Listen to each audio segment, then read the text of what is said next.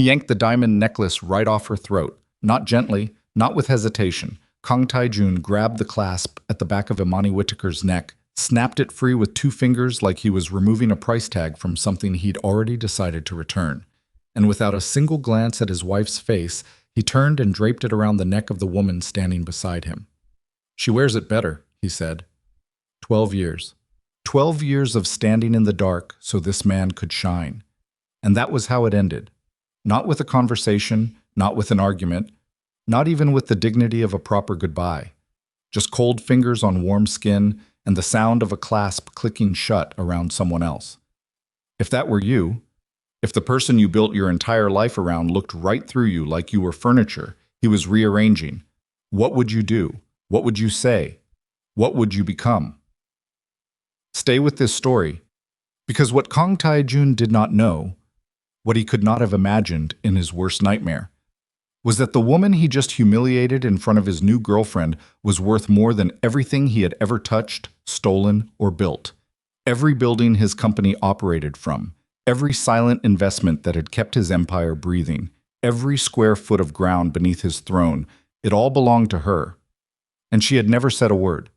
If you're new here, subscribe right now and turn on notifications, because this channel tells the stories they don't put in newspapers. Hit that like button and drop a comment with the city and country you're watching from. I want to see how far this story travels. Now let's go back to the beginning, because to understand what Imani Whitaker did next, you need to understand what she survived first.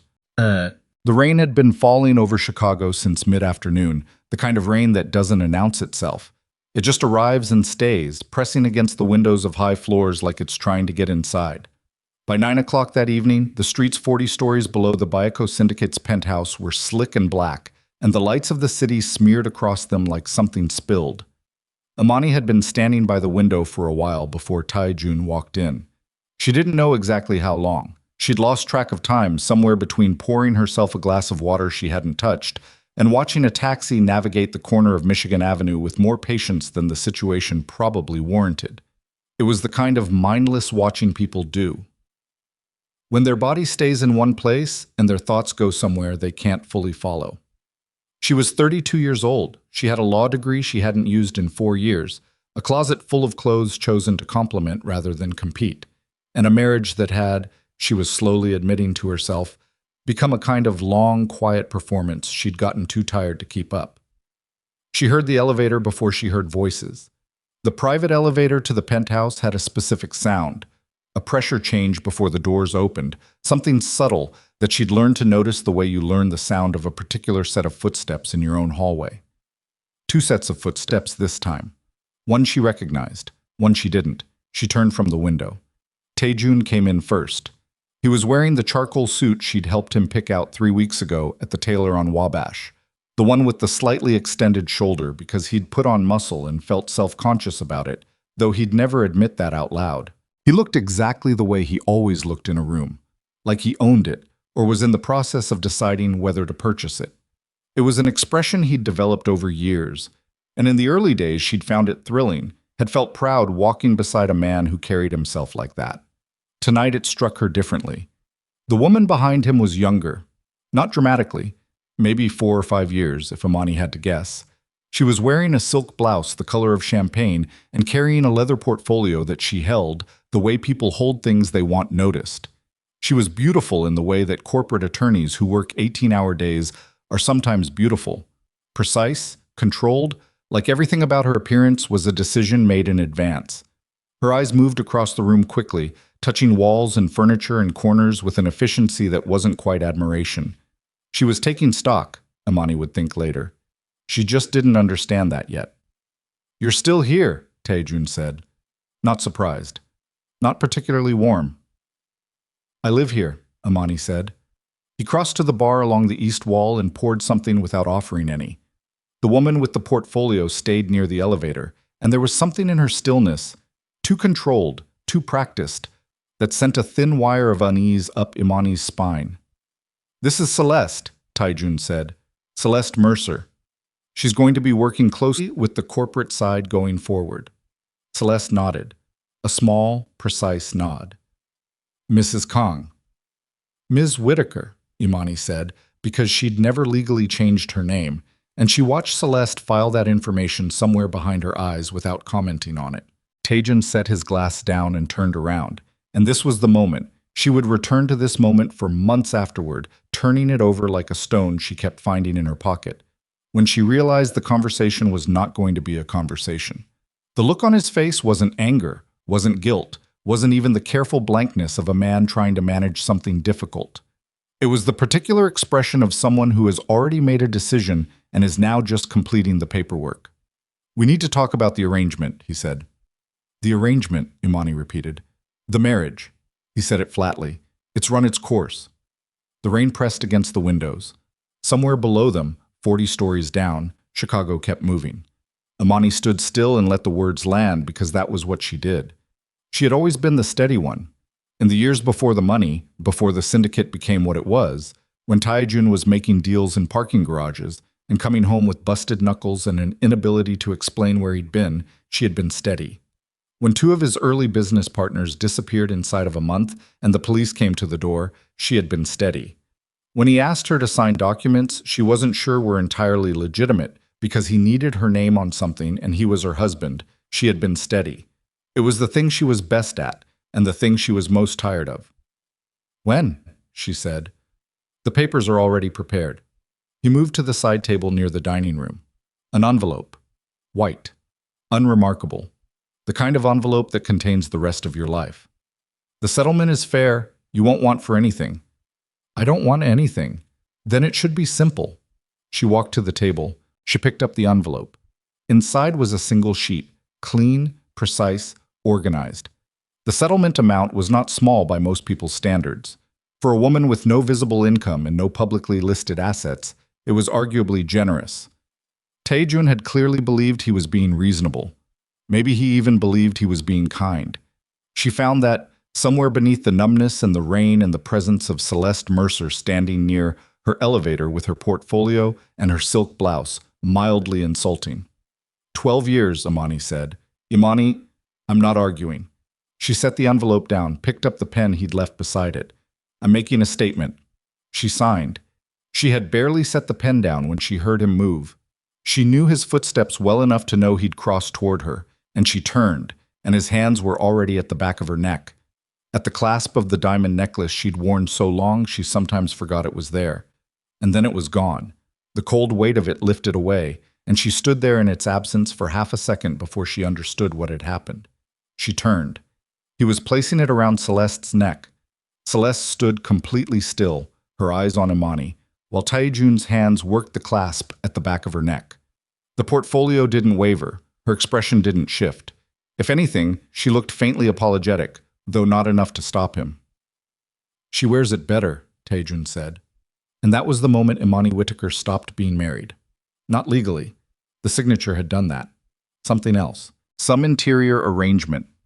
She hadn't consciously known was holding her upright, holding her back, holding her to the version of herself that had signed documents and kept secrets and stood steady through 12 years of a life built around a man who had just removed jewelry from her body and put it on another woman while she watched.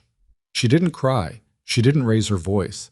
What she did was look at Celeste Mercer, not with hatred, not yet, not exactly, but with the particular focus of a woman who has just noticed something that doesn't quite add up. Celeste wasn't looking at Taejun the way a woman in love looks at a man she's won. She wasn't flushed or triumphant or even particularly tender. She was looking at the room, at the artwork on the walls. 3 pieces Imani had selected, 2 of which were significant investments. At the window and the view, and what that view implied about the value of the real estate.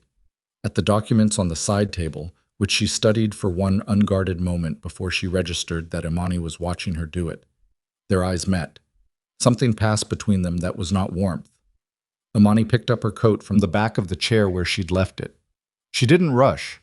She was done performing calm, but she'd also lost interest in performing anything else. She walked to the elevator, pressed the button, and while she waited, she counted the seconds the way she used to count seconds during the worst parts of the early years, when Taejun hadn't come home, and she didn't know if it was because he was dead or because he was making the kind of decision she would have to pretend not to know about later. "The car is available," Taejun said behind her, with the particular magnanimity of a man offering a courtesy to someone he no longer considered relevant. "Marcus can drive you." "I'll call my own car," she said. The elevator opened. She stepped inside. She did not look back. The ride from the penthouse to the building where Malcolm Reddick kept his offices took 14 minutes. Imani sat in the back of the car she'd called, watching Chicago slide past the window, and did not think about the necklace. She thought about Celeste's eyes, about the way they'd moved across the room, about the portfolio, leather, expensive, the kind of thing you carry when you want to communicate substance rather than function. She had left a man tonight. That was the surface of it. Underneath, something larger was assembling itself from pieces she didn't yet have the words for. Malcolm Reddick was 71 years old, and he was the most organized human being Imani had ever met. He kept his offices on the 22nd floor of a building on South Wacker that most people assumed was entirely residential, and he had never, in the 17 years she had known him, appeared flustered. When she called him from the car, he picked up on the second ring, listened without interrupting while she gave him a 2-sentence summary of what had happened, and said, in the measured voice of a man who had been expecting calls like this for most of his career, "Come up, I'll have coffee ready." He did not ask how she was. She appreciated that. When she walked in, he was already at the table in his conference room with 2 cups and a legal pad, and the look of a man who understood that some conversations needed space before they needed solutions.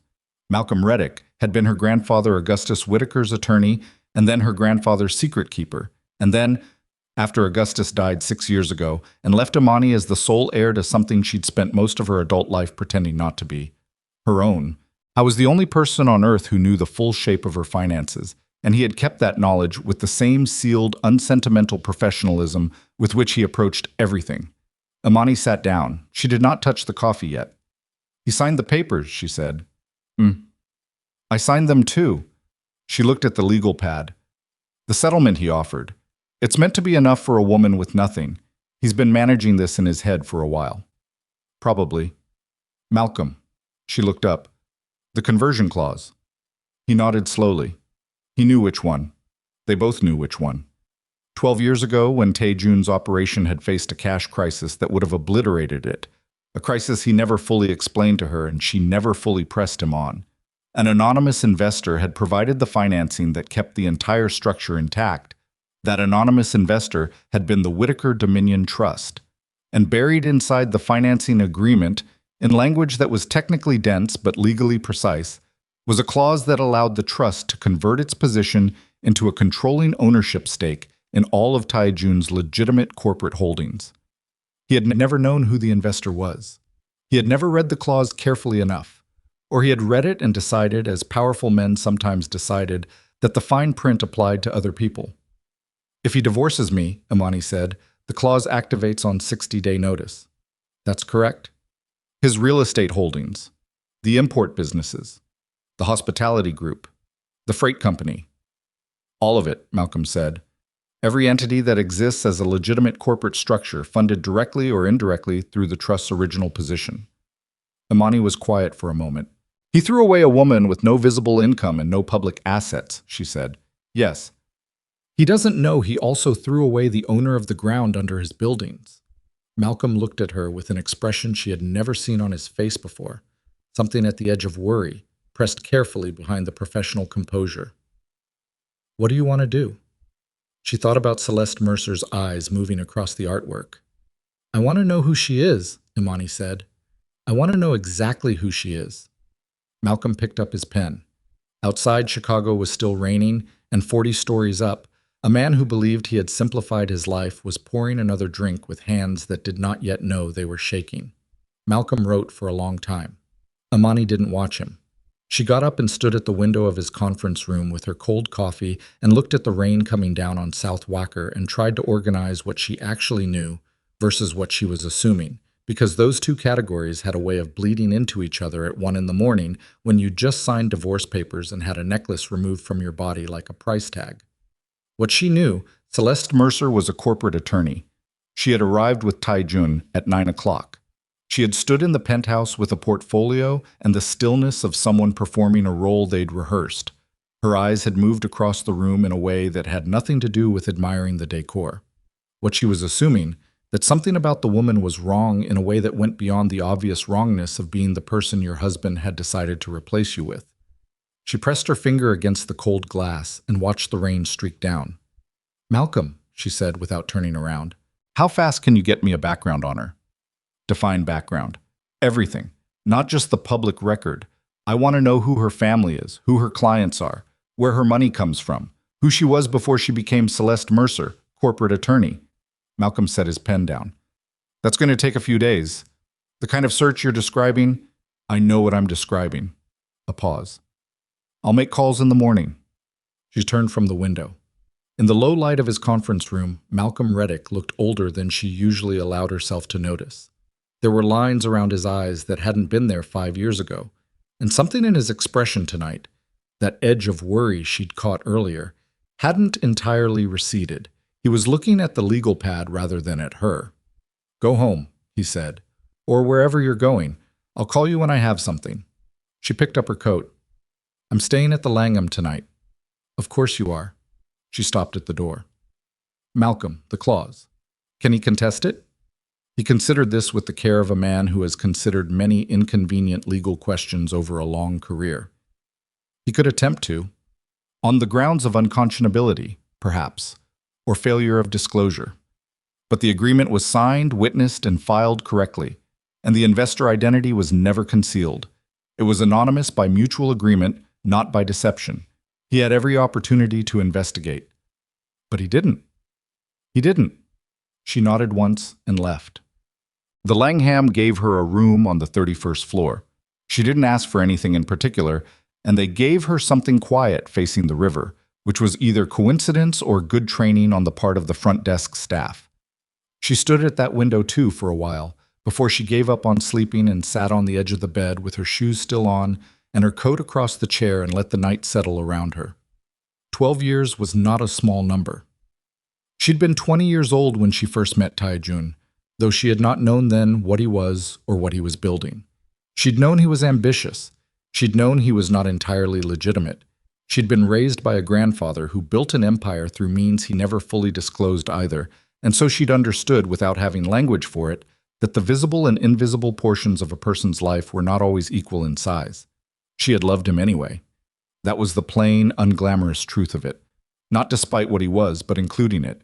The whole difficult shape of him, the hunger he couldn't turn off, the way he looked at a room like it owed him something, the rare moments when he forgot to perform and just sat beside her in the dark and was quiet, and she could feel him actually resting, which almost nobody got to see.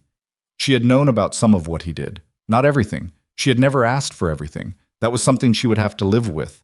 The precise calculation of how much she had decided not to know, and whether that calculation made her complicit or merely human. She took her shoes off at 2:15 in the morning and lay back on the bed without getting under the covers. She did not sleep for a long time. But Malcolm called at 8:47 the next morning.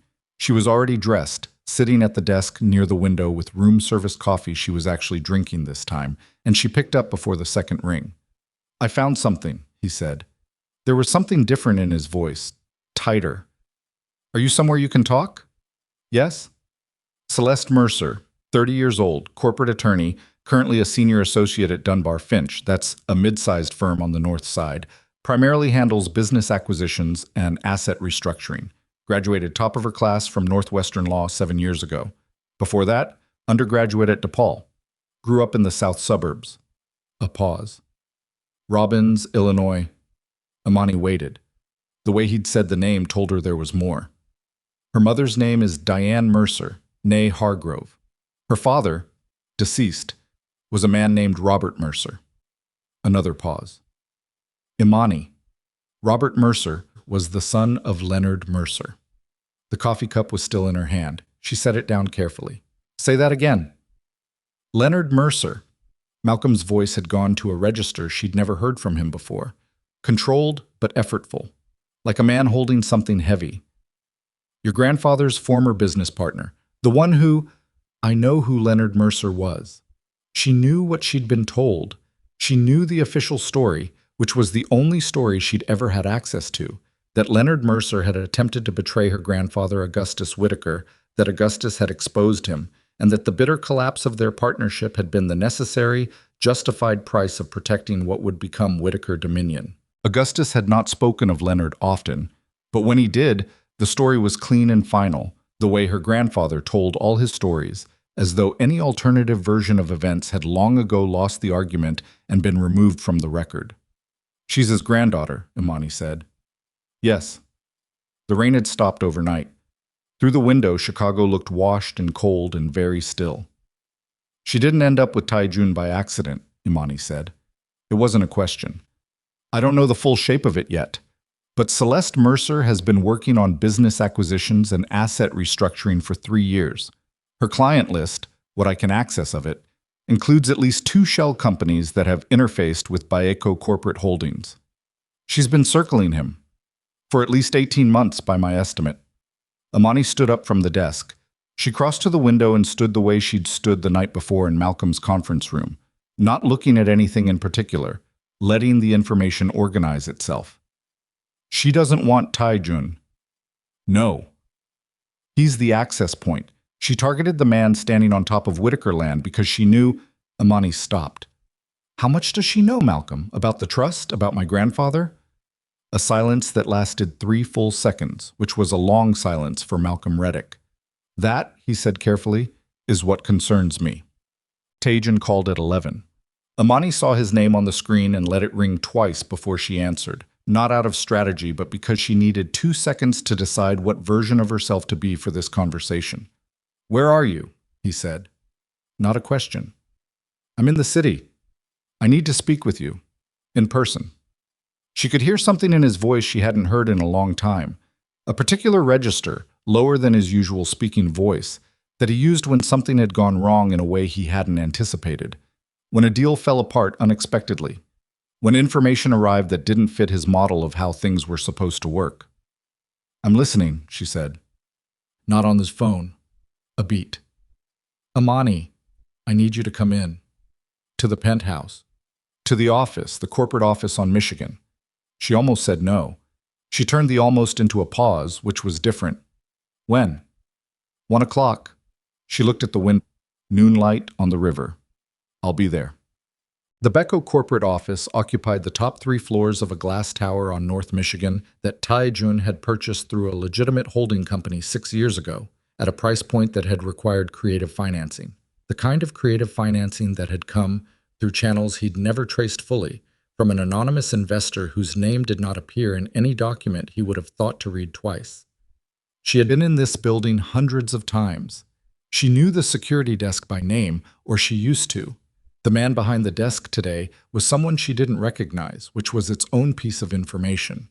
She took the elevator to the 38th floor and walked down the hallway to the corner conference room, where Taijun was standing at the glass wall with his jacket off and his sleeves rolled past the elbow, which meant he'd been in this room for hours. He turned when she came in. He looked like he hadn't slept. She sat down without being invited to. Old habit.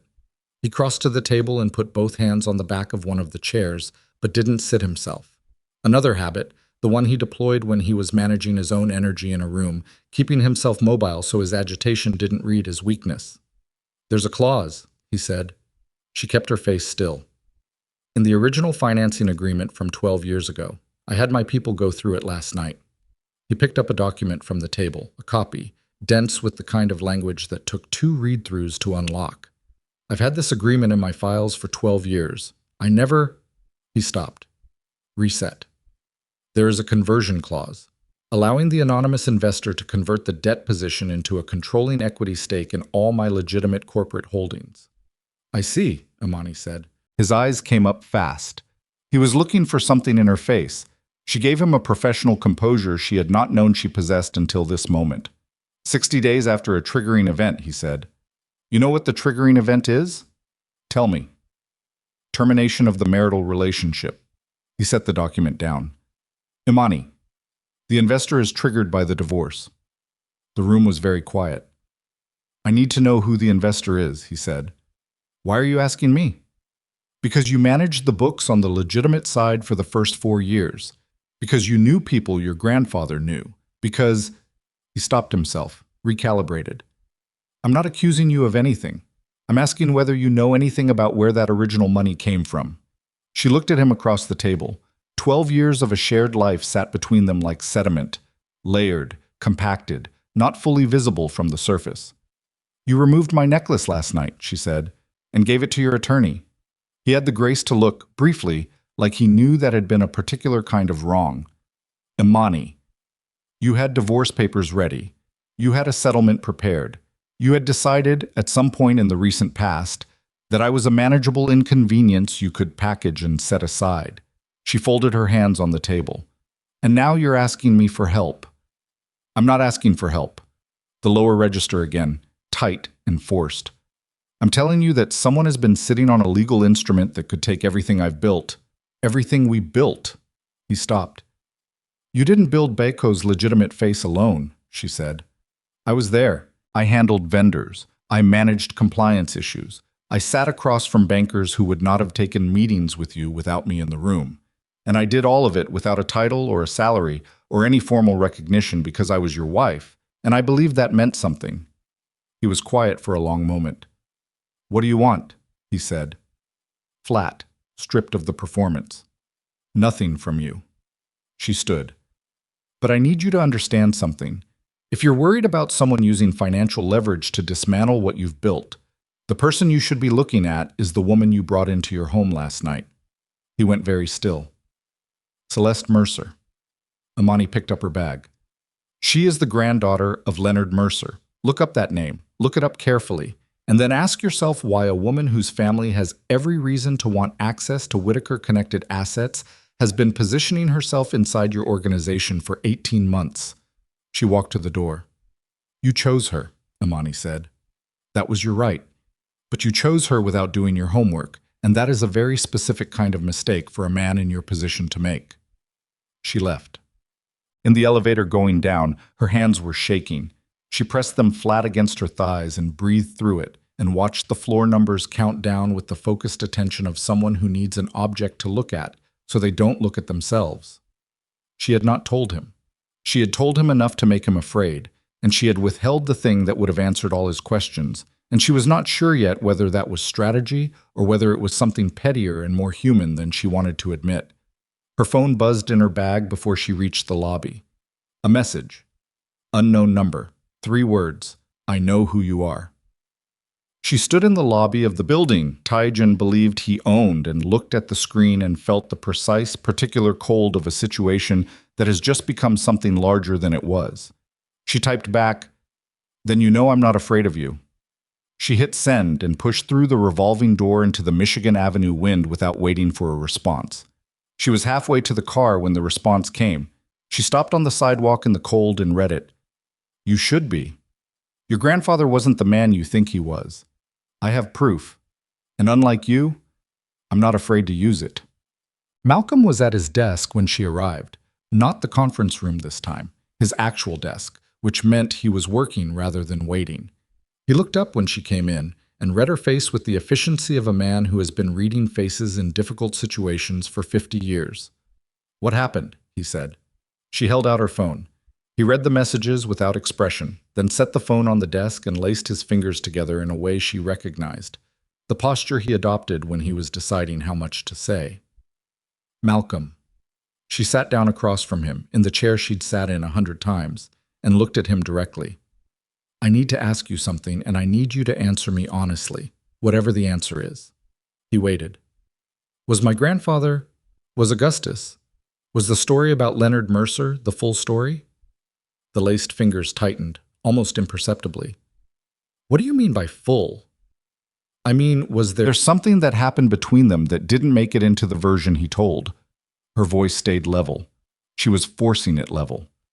"Something that would explain why a woman has spent years engineering her way into the life of a man connected to Whitaker assets. Something that would explain why she believes she has proof of something." The silence this time was different from the silence in his conference room the night before. It had more weight, more shape. "Imani," Malcolm said, "don't." "There are some things, Malcolm," she leaned forward. "Whatever's in those old records, whatever my grandfather sealed or buried or decided I didn't need to know, it is about to be used against me by a woman who has already gotten close enough to Taijun to be standing in my home. So if there is something I don't know, I need to know it now, before she uses it. Malcolm Reddick sat very still for a long moment. Then he reached into the bottom drawer of his desk, the locked one, the one she had never seen him open in 17 years of knowing him, and placed a sealed manila folder on the desk between them. It was old, the kind of old that showed in the color of the paper and the tape on the edges and the handwriting on the outside.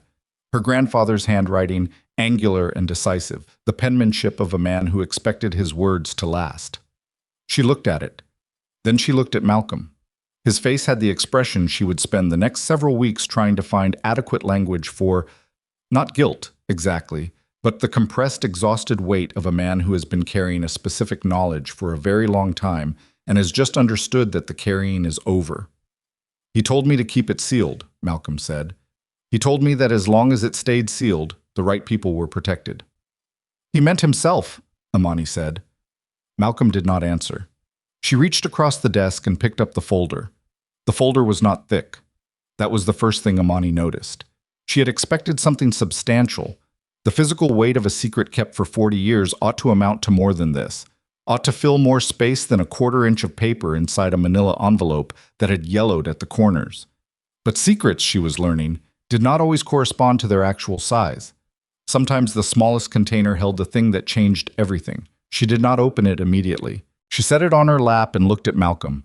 And Malcolm looked back at her with the face of a man who has just set down something he has been carrying for so long that the absence of it has not yet registered as relief. It registered as exposure, like removing a bandage from something that hadn't finished healing. "How long have you had this?" she said. "Since Augustus died." He paused. "In my physical possession. In my knowledge. Longer." "How much longer?" He looked at the folder rather than at her. "Since it happened." The room was very quiet. On the street below, 22 floors down, Chicago moved through its Tuesday morning without any awareness that a sealed folder on a lawyer's desk was about to rewrite 30 years of one family's history.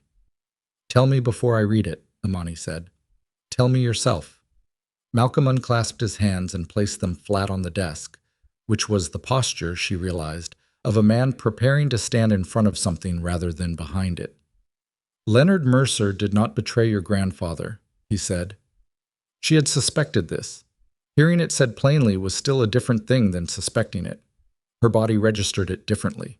A shift somewhere in the chest, a settling, the way a building settles when something foundational moves. "He had a stroke," Malcolm continued, "the week before they were supposed to close the partnership deal. He was 49 years old. He went down in his office on a Wednesday morning, and his assistant found him an hour later.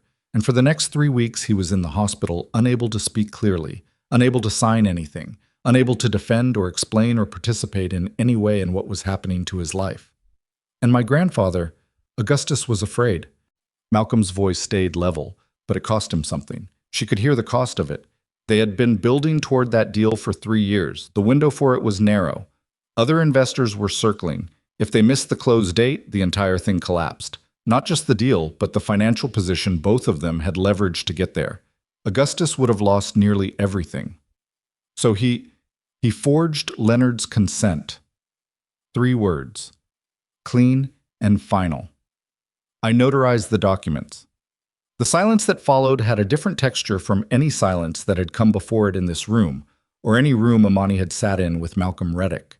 It was the silence of something irrevocable being said out loud for the first time. "You notarized forged documents," she said. "I was 26 years old."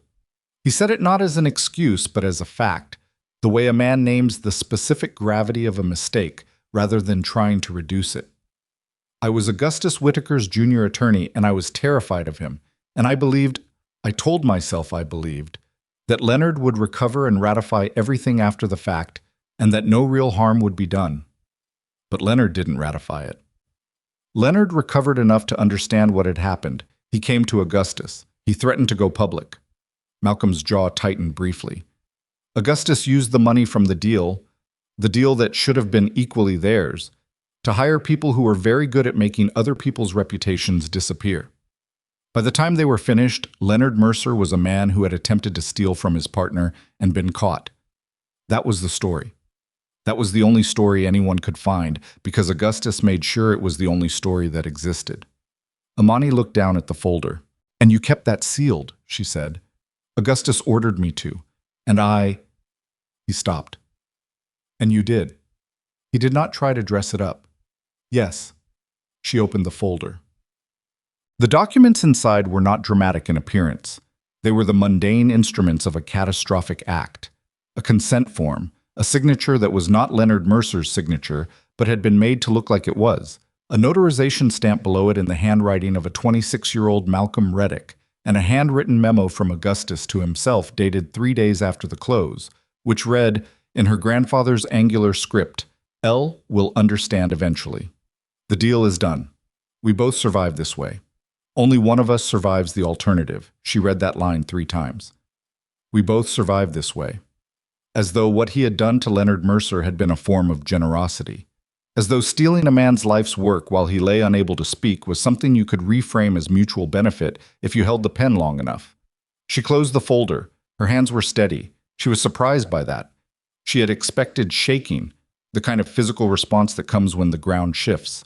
But what she felt instead was something colder and more organized than grief. It was the sensation of a room coming into focus, of a picture whose elements had always been present finally arranging themselves into an image she could see whole. "Celeste grew up with this," she said. Her grandfather told her, before he died, and her father after him. Malcolm's voice had found a steadier register now, the way a man's voice sometimes steadies after the worst thing has been said. 3 generations of a family carrying the knowledge that everything taken from them was taken by fraud, and that the man who committed the fraud died celebrated and wealthy, while Leonard Mercer died disgraced. "And I inherited the money," Imani said. "Yes, I inherited an $18 billion empire built on a forged signature." Malcolm did not look away from her. The original fraud was one transaction. What Augustus built after it was complex. Some of it was legitimate. Most of it, eventually, was legitimate. But the seed of it was stolen. She set the folder on his desk. And Celeste knows. Everything in that folder, and possibly more. Someone gave her access to records that should have been unreachable. Imani looked at him. "Who gave her access, Malcolm?" The pause was a half-second too long. "I don't know," he said. She studied his face with the focused, unblinking attention of a woman who has just learned that the people she trusted were capable of things she hadn't imagined, and is now recalibrating every conversation she has ever had through that new knowledge. "You don't know," she repeated, not with certainty. She picked up her bag and the folder and stood. "I need the day. Don't call me unless Taejun's attorneys make a move on the clause. Imani, I'll call you tonight." She walked out of his office and down the hallway and into the elevator and stood in it for the full 22-floor descent without looking at anything, just breathing, just holding the folder against her side like it was a wound she was keeping pressure on. She drove herself. She hadn't driven in 3 years. Taejun's world ran on drivers, on the performance of not needing to navigate your own way through anything. And the rental car felt unfamiliar under her hands in the specific way of something that used to be natural and has become strange through disuse. She drove north on Lakeshore Drive, with the lake flat and gray to her right and the skyline behind her and no particular destination, because she needed to think, and she could not think in rooms right now. Rooms contained people. People required management. She needed an hour of nothing but the road and the water and the compressed silence of a car interior. Her grandfather had been a thief, not in the way powerful men were often called thieves, rhetorically, loosely, as a shorthand for aggressive acquisition. Actually, precisely, legally a thief. He had forged a dying man's signature, seized a dying man's share of a business they had built together, and then used the proceeds to destroy that man's reputation so thoroughly that the truth had no surface left to attach to. And he had raised her. He had raised her with the careful, deliberate love of a man who genuinely adored his granddaughter, who read to her and taught her to play chess, and sat with her through the worst year of her life when her parents died, and she was 9 years old and the world had become an incomprehensible place. He had warned her that money could corrupt love, that genuine feeling was impossible to find once wealth was visible, that she should live quietly and carefully until she knew, really knew, whether the people in her life wanted her or wanted what she had. He had given her that wisdom while sitting on a fortune built from a crime he had never confessed. She pulled over somewhere north of Belmont, sat in the parked car with the engine running and the heat on, and the lake visible through the passenger window, iron-colored and enormous, and pressed the heels of her hands against her eyes for a moment. Then she took them away, looked at the water. She could not afford to fall apart right now. She could do that later, in the right space, with the right amount of time and privacy. Right now, there was a woman who had spent years engineering access to her life, and a man who had just discovered a legal instrument that could remove everything he'd built, and a 71-year-old attorney who had not answered her question about who gave Celeste the files with nearly enough directness. She picked up her phone and called a number she had not called in 2 years. It rang 4 times before a woman answered. Low voice, careful, the particular carefulness of someone who screens unknown numbers by how long they wait before speaking. "This is Imani Whitaker," Imani said. "I need to meet with Celeste Mercer, today." A silence. Then, "How did you get this number?" "The same way your client got mine," Imani said. "Someone who knew more than they were supposed to know gave it to me." A pause. "Tell her I've read the folder. Tell her I want to talk. Not through attorneys, not through Taijun. Just the two of us. Tell her I think she's been lied to about the shape of what she's actually after, and I think I'm the only person who can tell her the truth." Another silence, longer. "I'll pass it along," the woman said, and the line went dead.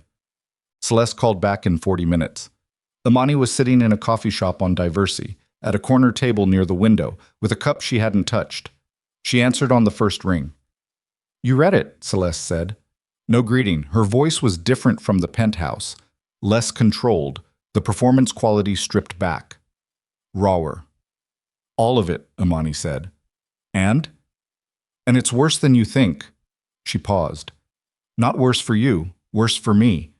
The story you've been carrying, the version where your grandfather was wronged, that's the accurate version." A long silence. When Celeste spoke again, her voice had a quality Imani hadn't expected. Not triumph, something more complicated than triumph. The sound of a woman who has believed an unlikely thing for her entire adult life and has just been told she was right and has discovered that being right doesn't feel the way she thought it would. "I need to hear you say it," Celeste said. "Augustus Whitaker forged Leonard Mercer's signature on the partnership consent. He did it while Leonard was incapacitated by a stroke. He used the proceeds of the deal to finance a campaign that destroyed Leonard's reputation before he recovered enough to tell his version." Imani kept her voice level. "Your grandfather was robbed, not metaphorically, legally, precisely, robbed." The sound on the other end of the line was not crying. It was something adjacent to crying, the held breath of it, the physical effort of containing something large. "Where do you want to meet?" Celeste said. "What?" She named a restaurant in the West Loop that Imani knew. Mid-range, busy at lunch, the kind of place where 2 women could have an intense conversation at a corner table without drawing attention because the ambient noise absorbed everything. Imani arrived first and took a seat with her back to the wall, which was a habit she'd developed from 12 years with Taijun, and waited. Celeste came in 7 minutes later, without the portfolio, without the silk blouse. She was wearing a dark sweater and her hair was down and she looked, younger was the word, and also more tired, and also somehow more real than she had looked in the penthouse. The performance was gone. Whatever she was now, standing at the entrance of this restaurant looking for Imani across the room, was closer to the actual thing. She sat down across from her. They looked at each other. "You're not what I expected," Celeste said. "Neither are you," Imani said. The waiter came. They both ordered coffee without looking at the menu. When he left, Celeste put her hands on the table and looked at them rather than at Imani, the way people look at their own hands when they're deciding something. "I've been working toward this for 6 years," she said, "building toward a position where I could access Whitaker-connected assets and force an accounting. Taijun was the path in. He runs legitimate businesses on Whitaker-controlled land. I knew that if I could establish myself inside his operation, I could eventually use that position to surface what your grandfather did and force a reckoning." "And the necklace," Imani said. "The penthouse. Last night." Celeste looked up. The apology in her expression was genuine, and that made it more difficult to receive than if it had been absent. That was supposed to be pressure, to accelerate your response, to make you react before you had time to plan. She paused. "I didn't think about what it would feel like. I thought about the mechanics." You used my marriage as an operational tool. Yes. The word landed without softening. Imani gave her credit for that. Taejun, Imani said, how much does he know about your actual purpose? Celeste's expression shifted. Fractionally. The kind of fractional shift that people who have spent years managing their faces make, when a question catches them at the edge of something they're not ready for. He knows I'm interested in the Whitaker holdings, she said carefully. He doesn't know the full history. Does he know about me? About who I actually am? The fractional shift again. Celeste looked down at her hands. I told him that your family had significant interests connected to his legitimate empire, that divorcing you might trigger financial consequences he hadn't considered. She stopped. That's not a complete answer, Imani said. No, Celeste said. It's not. The waiter brought coffee. Neither of them touched it. Tell me the rest, Imani said. Celeste looked up, and what was on her face now was something that Imani would spend a long time afterward trying to categorize. It was not quite fear, and it was not quite guilt, and it was not quite the expression of someone about to deliver a blow. It was closer to the expression of someone who has been carrying a specific piece of information and has just decided that the carrying is going to cost more than the telling. I didn't find the files on my own, Celeste said. The sealed records, the documents about my grandfather. I was given them. 18 months ago. Imani went still. Someone found me, Celeste continued. Someone who knew who I was and what my family history was, and who made contact through channels I still don't fully understand. This person gave me the documents, gave me the access, showed me the connection between Taejun's empire and Whitaker financial interests, told me where to position myself, who to approach, how to get close enough to matter. Who? Imani said. This person also told me something else. Celeste's voice dropped, not to a whisper, to the register of someone who is choosing each word with the full understanding that the words cannot be taken back. Something about Taejun, about how he came into your life 12 years ago. The coffee shop noise continued around them, silverware, voices, the indifferent machinery of a public room. What about it? Imani said. Your meeting wasn't accidental, Celeste said. He didn't end up in your orbit by chance. He was placed there. He was told who you were. Not the full picture, but enough. Enough to know that getting close to you was worth every year it would take. She paused. He was coached. He was given information about your habits, your vulnerabilities, your schedule.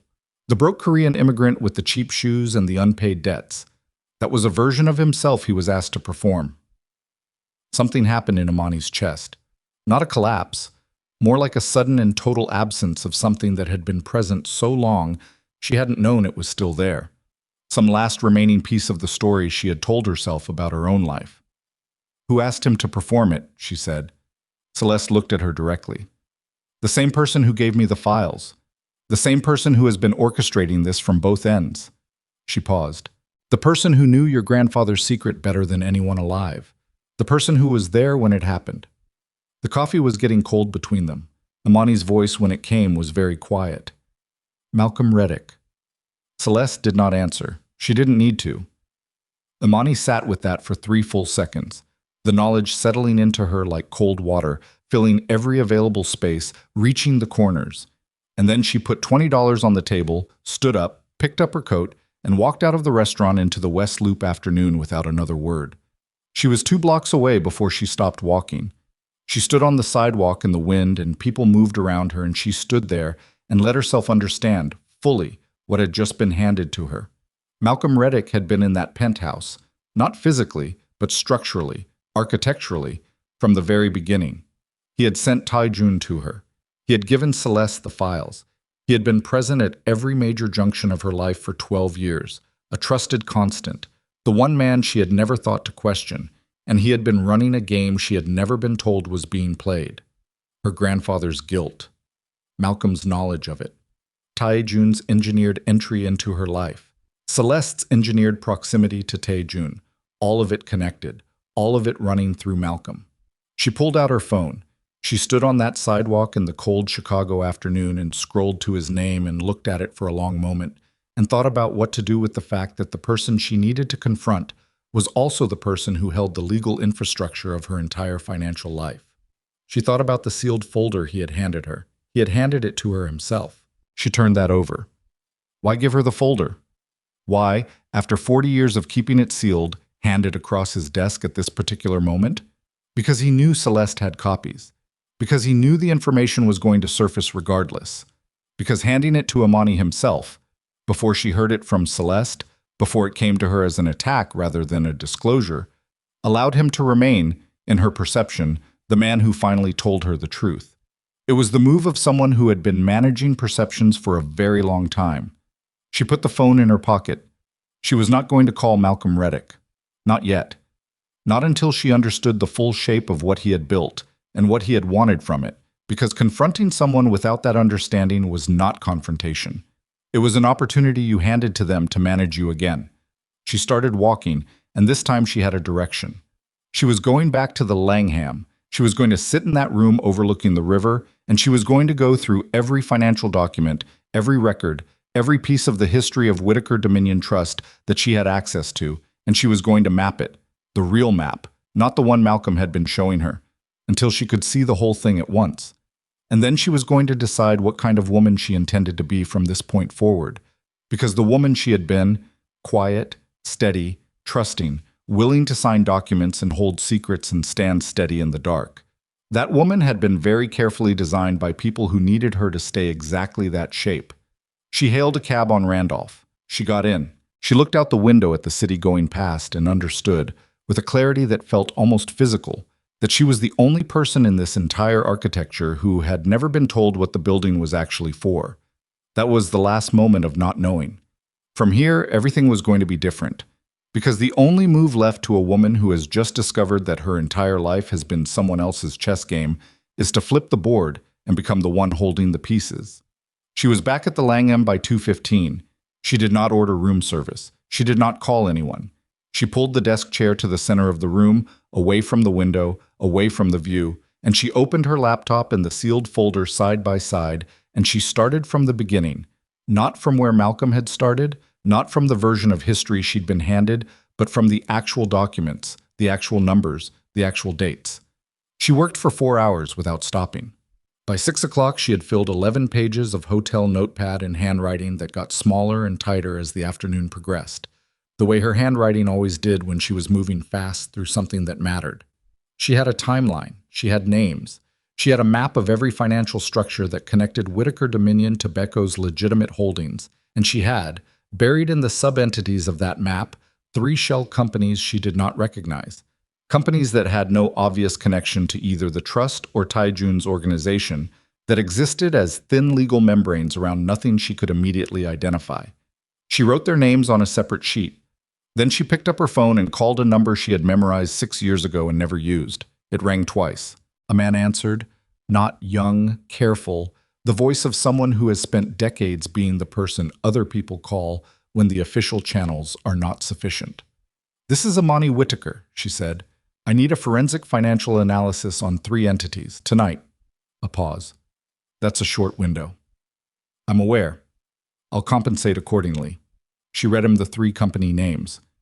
I need ownership chains, transaction histories, and any connection to a Malcolm Reddick or a Kang Taijun. Everything you can surface by 9 o'clock. Another pause, shorter. 9 o'clock is aggressive. I know. We'll try.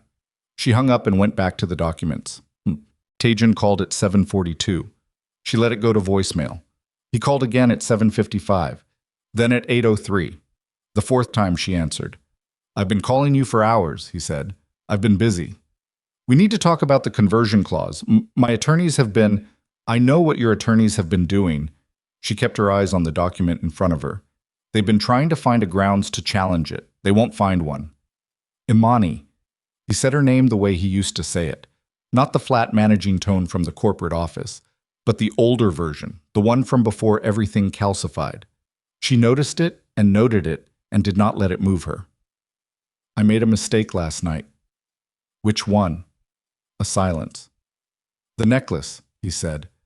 That was... He stopped. I don't know what that was. I don't have a good explanation for it. I'm not asking for one. I need to know. Another stop. She could hear him breathing, which was unusual. Taijun, in her experience, managed his breath the way he managed everything, carefully, with attention to what it revealed. Hearing it unmanaged was disorienting in a way she didn't expect. I need to know if you have a connection to the anonymous investor, if the Whitaker name has anything to do with the financing agreement. She put her pen down. Why would it? She said. Because I looked up Leonard Mercer. His voice dropped. I spent the afternoon looking up Leonard Mercer and his connection to Augustus Whitaker, and I need you to tell me plainly. Did your grandfather's money go into my organization without my knowledge? She looked at the hotel room wall, at a generic print of the Chicago skyline that the Langham had hung there to give the eye somewhere neutral to rest. Come here, she said. The Langham, room 3104. If you want a plain conversation, have it in person. She hung up before he could respond. He arrived in 40 minutes. She used those 40 minutes to receive the forensic analyst's preliminary findings, which came through encrypted at 8:51 and which she read twice, standing at the desk, before she printed them on the hotel's business center printer and added them to the folder. The three shell companies were not Taijun's. They were not directly connected to Whitaker Dominion either. They were Malcolm's. Not in his name. Malcolm Reddick was too careful for that, had spent too many years watching powerful men make the mistake of attaching their own names to things that should be kept at a distance. But the ownership chains led, through 4 layers of intermediary entities registered in Delaware and the Cayman Islands, to a small private trust whose sole beneficiary was a woman named Patricia Ann Reddick, Malcolm's daughter.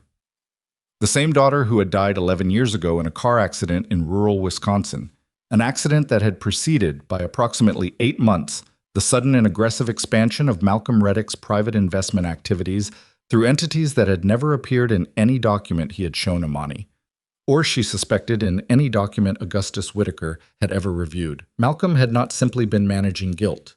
He had been managing money, her grandfather's money, through the same networked infrastructure that she had always believed he was simply stewarding on her behalf. He had been, for at least a decade, moving portions of the Whitaker Trust into structures that served his own interests. Not massively, not in a way that would have triggered obvious audits, but steadily, carefully, the way a man who is very good at not being seen moves things when he has 30 years of institutional trust behind him.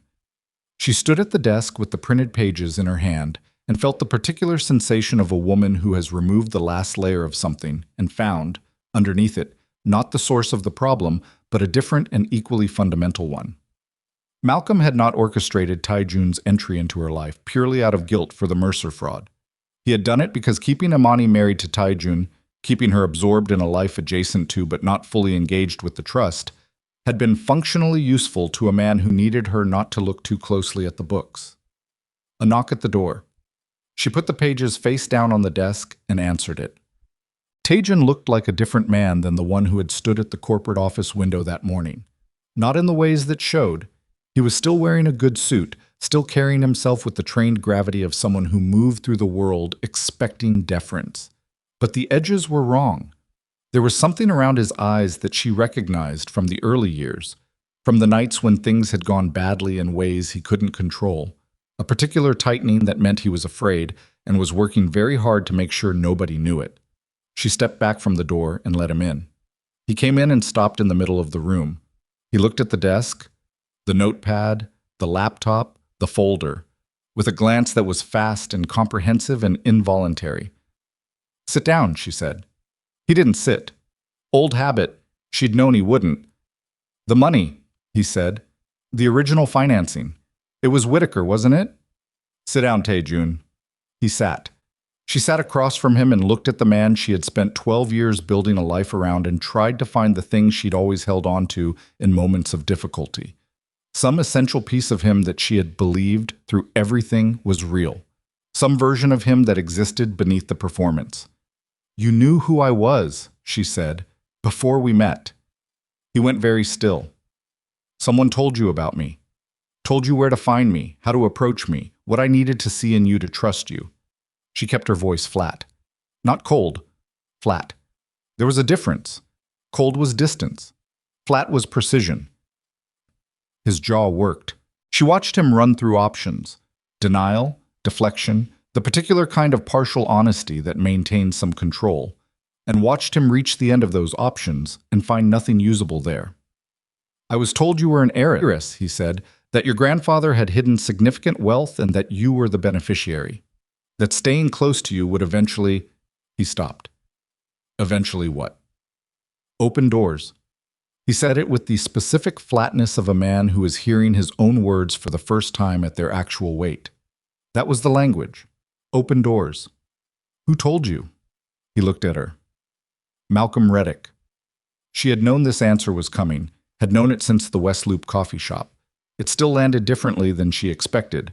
Not as shock, because shock requires surprise, but as the final piece of a structure clicking into place and showing you that the thing you'd been looking at for months was always this shape. He found me in Seoul, Tae-jun said. I was 24. I had been in the States once, briefly, and I was planning to come back. I had connections, not deep ones, not yet, and I had ambitions that were specific enough that I needed capital and access that I didn't have. He introduced himself as a private investment advisor. He said he represented interests that were looking for a particular kind of partner. He paused. He was persuasive. He was the most organized man I'd ever sat across from, and he spoke about money and power with the kind of precision that told you he'd been doing it for decades. He coached you.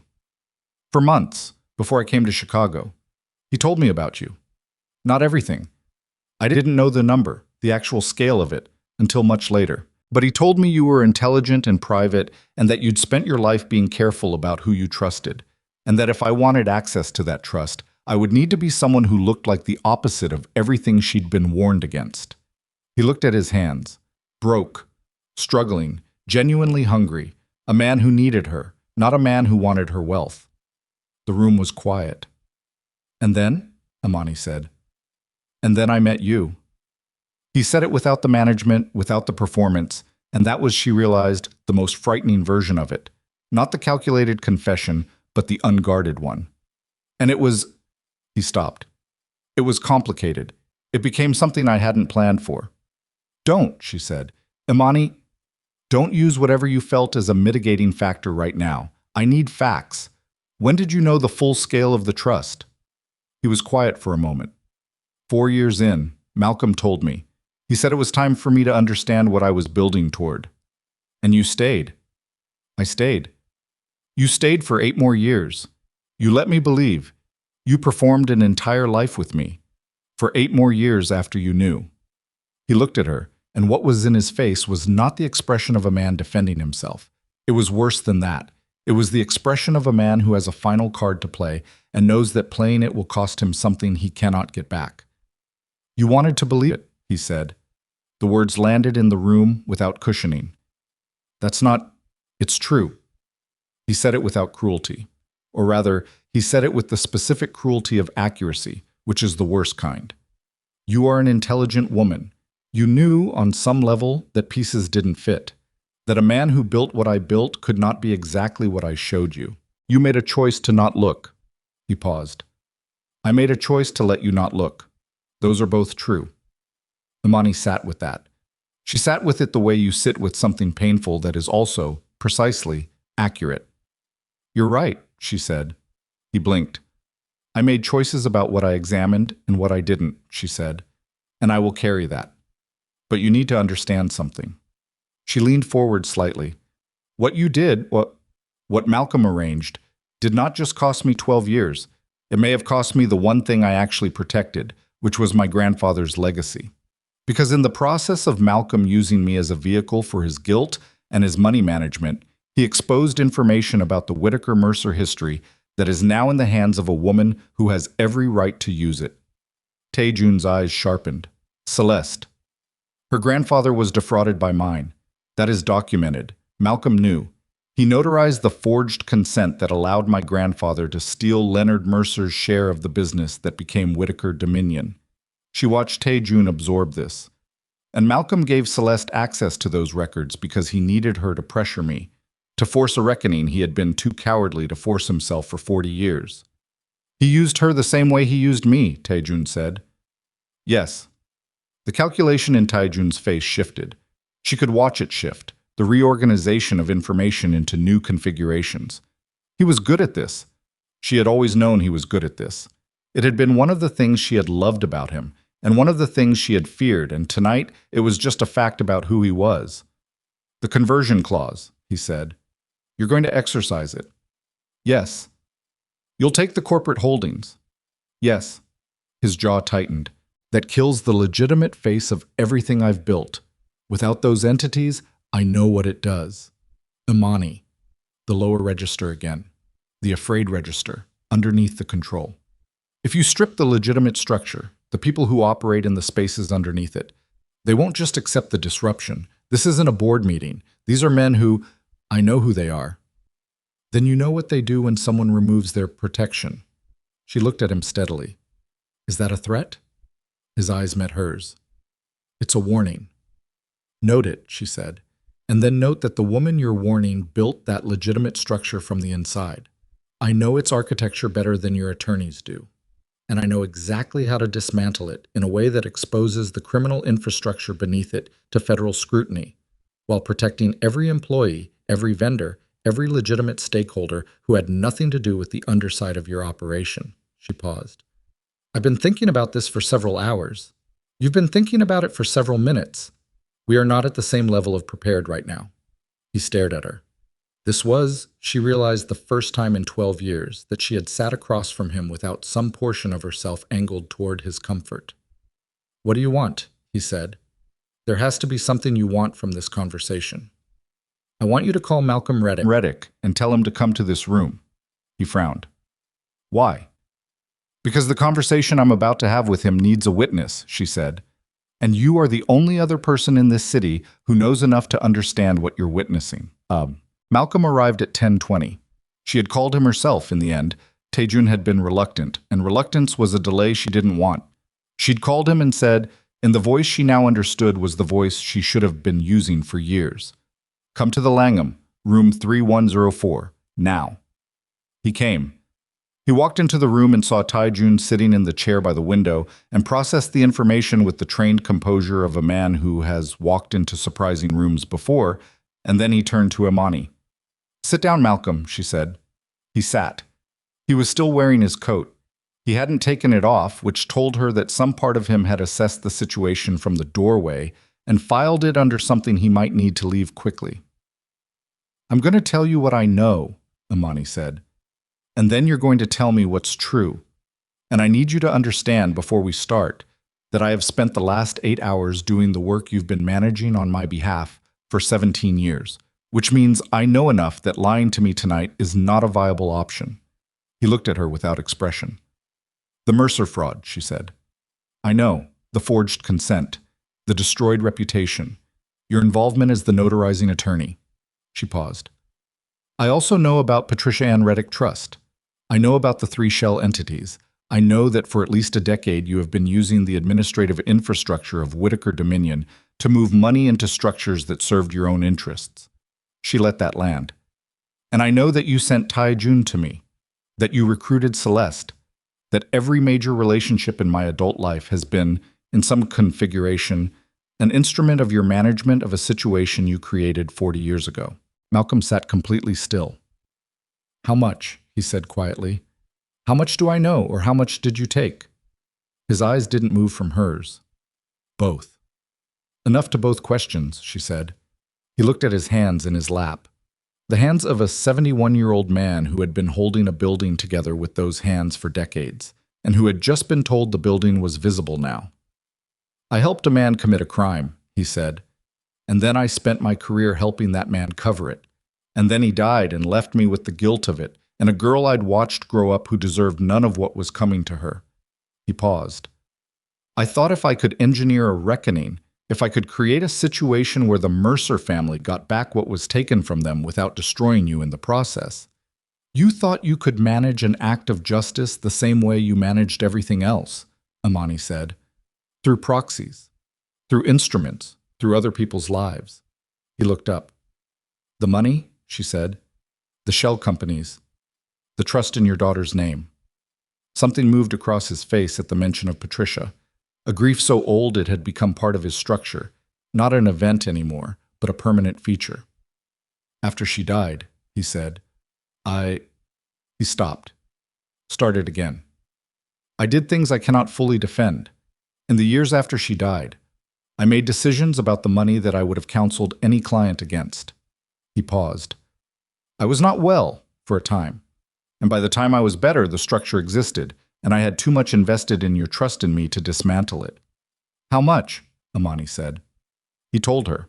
The number was not catastrophic in the context of what Whitaker Dominion held, and that somehow made it worse, the sense that the amount had been calibrated to stay beneath a threshold of obvious visibility, that even his theft had been careful and managed and organized. Taejun, in the chair by the window, made a sound that wasn't a word, just a breath released at a particular register. Malcolm, Imani said, look at me. He looked at her. You are going to do 3 things, she said. You are going to compile a full accounting of every dollar that moved through those shell entities and prepare documentation for restoration to the trust. You are going to prepare a public statement, not a legal filing, a public statement, acknowledging your role in the Mercer fraud and the forgery of Leonard Mercer's consent documents, and you are going to cooperate fully with whatever legal process follows from that statement. His face changed, not collapsed. Malcolm Reddick's face did not collapse, but something that had been rigid in it for a very long time shifted in a way that looked, around the edges, almost like relief. That will end my career, he said. Yes.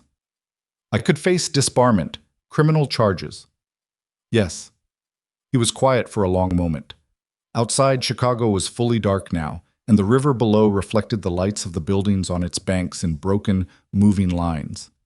And if I don't, he said, then I will exercise the conversion clause on a 60-day notice I file tomorrow morning, and I will use the capital from Baco's legitimate corporate holdings to fund an independent forensic audit of every entity connected to Whitaker Dominion going back 20 years.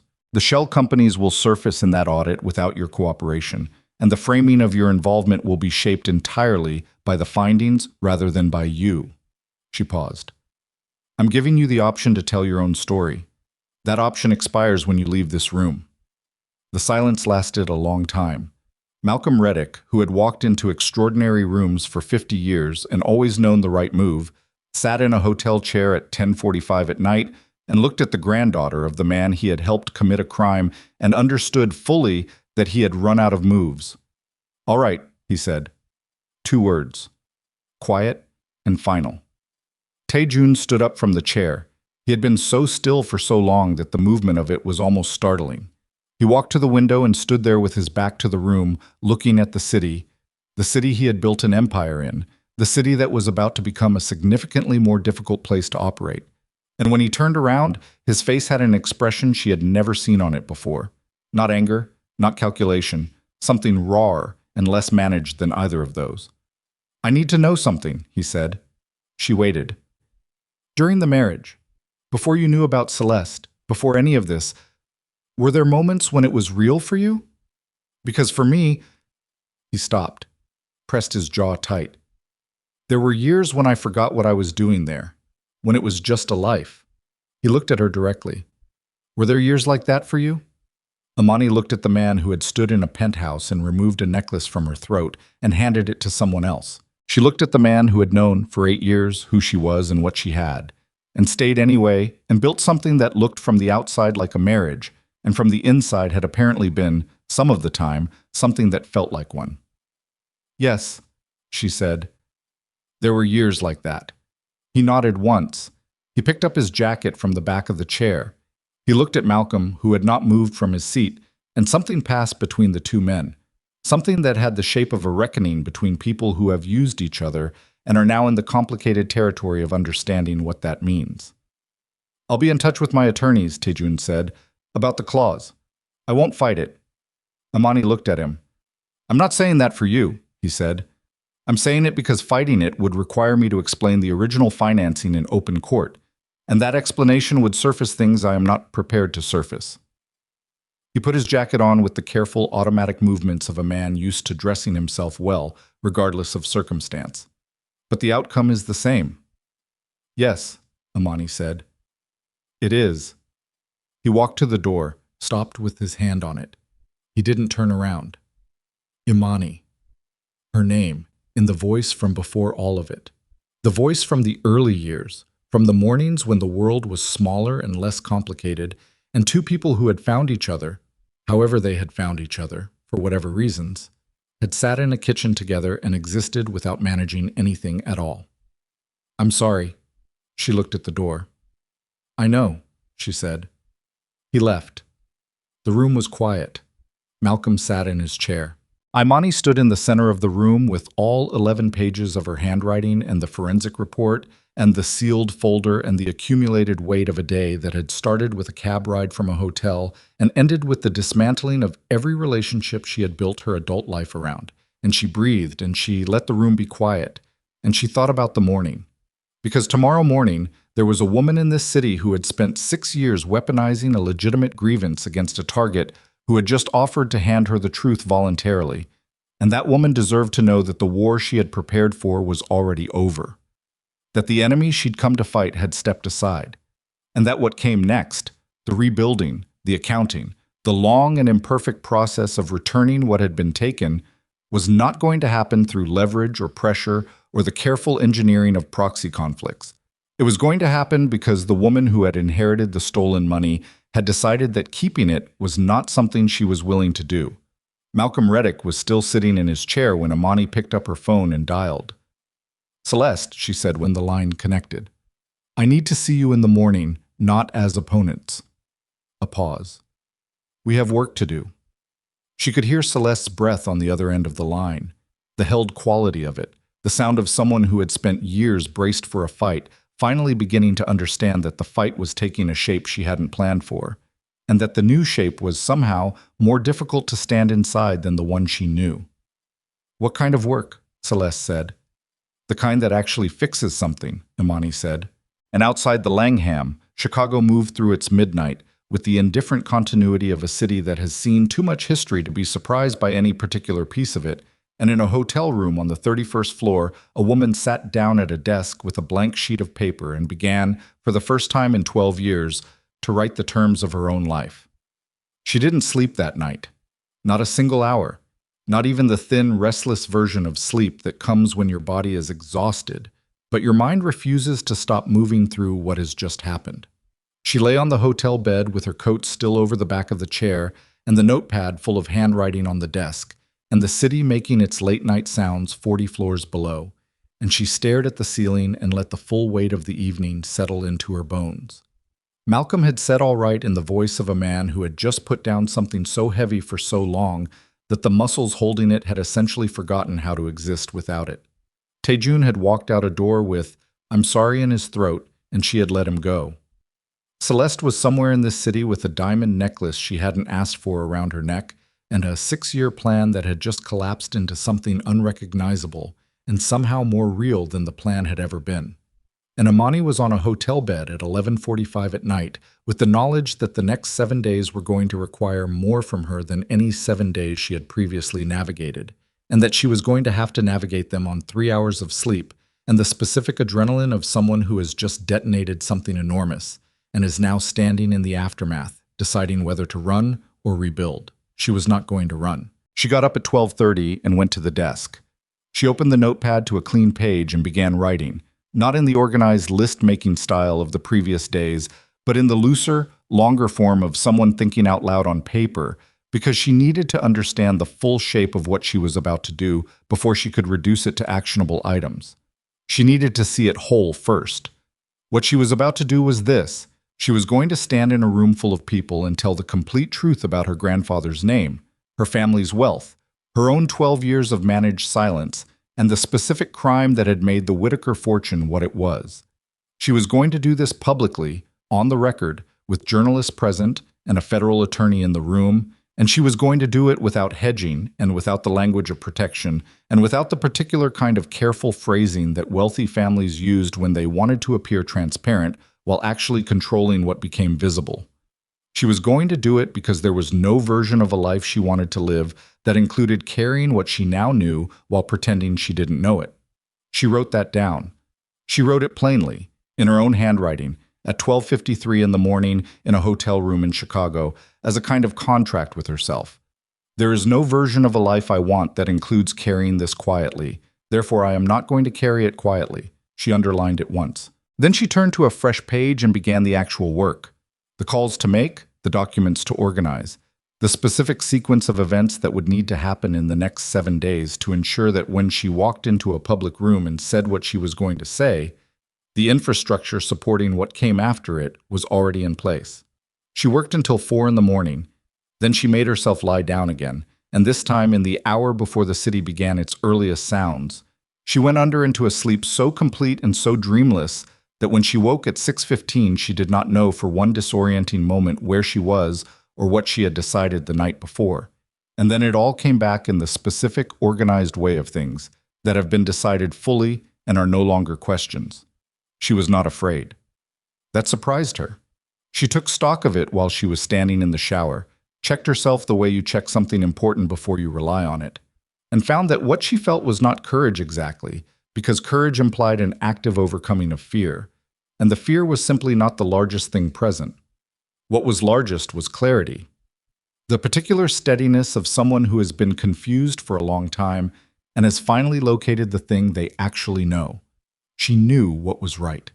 After 12 years of managing what was convenient, she knew what was right. That was enough to move through. The first call was to Dr. Adeze Okonkwo at 6:45 in the morning. Imani had known Dr. Okonkwo for 4 years through the Trust's anonymous giving channels, the foundation on the South Side that did genuine, unglamorous community work without the performance of it. The kind of organization that actually changed the specific texture of daily life in a neighborhood rather than appearing in a glossy annual report about changing the texture of daily life in a neighborhood. She had never introduced herself. She had wired money through the Trust's administrative structure and received quarterly reports and followed the work from a careful distance that she understood now, in the plain morning light of a decision that had been fully made, was another form of the invisibility she had been cultivating since she was 20 years old. Dr. Okonkwo picked up on the second ring with the alert voice of someone who was already awake and working. "This is Imani Whitaker," Imani said. "You know my name from the Trust correspondence, though we haven't spoken directly. I need to ask a significant favor, and I need you to know the full context before you decide whether to give it." A brief pause. "Go ahead." "I'm going to make a public statement in approximately 7 days that will substantially change what is publicly known about the Whitaker Dominion Trust and about my family's history. It will involve disclosures about my grandfather that are not favorable and that I am making voluntarily. I need a venue, something that has the credibility of public institution rather than the controlled optics of a corporate event space, something that says, by its presence alone, that what is being said inside it is meant to last." Dr. Okonkwo was quiet for a moment. "What kind of room?" 400 people. Journalists, legal observers, community leadership, federal contacts. Morning, 1 week from today. The Chicago Cultural Center has a ballroom that holds 420. I have a relationship with their events coordinator. Can you get it in a week? That depends on whether there's a cancellation. A beat. There usually is. People book things and then decide they're not ready for the size of them. She paused, and when she spoke again, there was something in her voice that was not quite warmth, but was adjacent to it. The particular tone of a woman who has spent decades doing difficult things in full public view and recognizes that quality in another person's decision. "I'll make calls this morning." "Thank you," Imani said. "Don't thank me yet," Dr. Okonkwo said. "Get me the technical specifications by noon, and I'll tell you if it's possible." She had the specifications to her by 10:45 John. The forensic accountant's name was David Park, and she had found him 3 years ago through a reference from a contact in the Federal Financial Crimes Division, someone she had met at a conference she attended as a private individual rather than as a Whitaker, which was, she understood now, the lens through which she had experienced most of her adult life.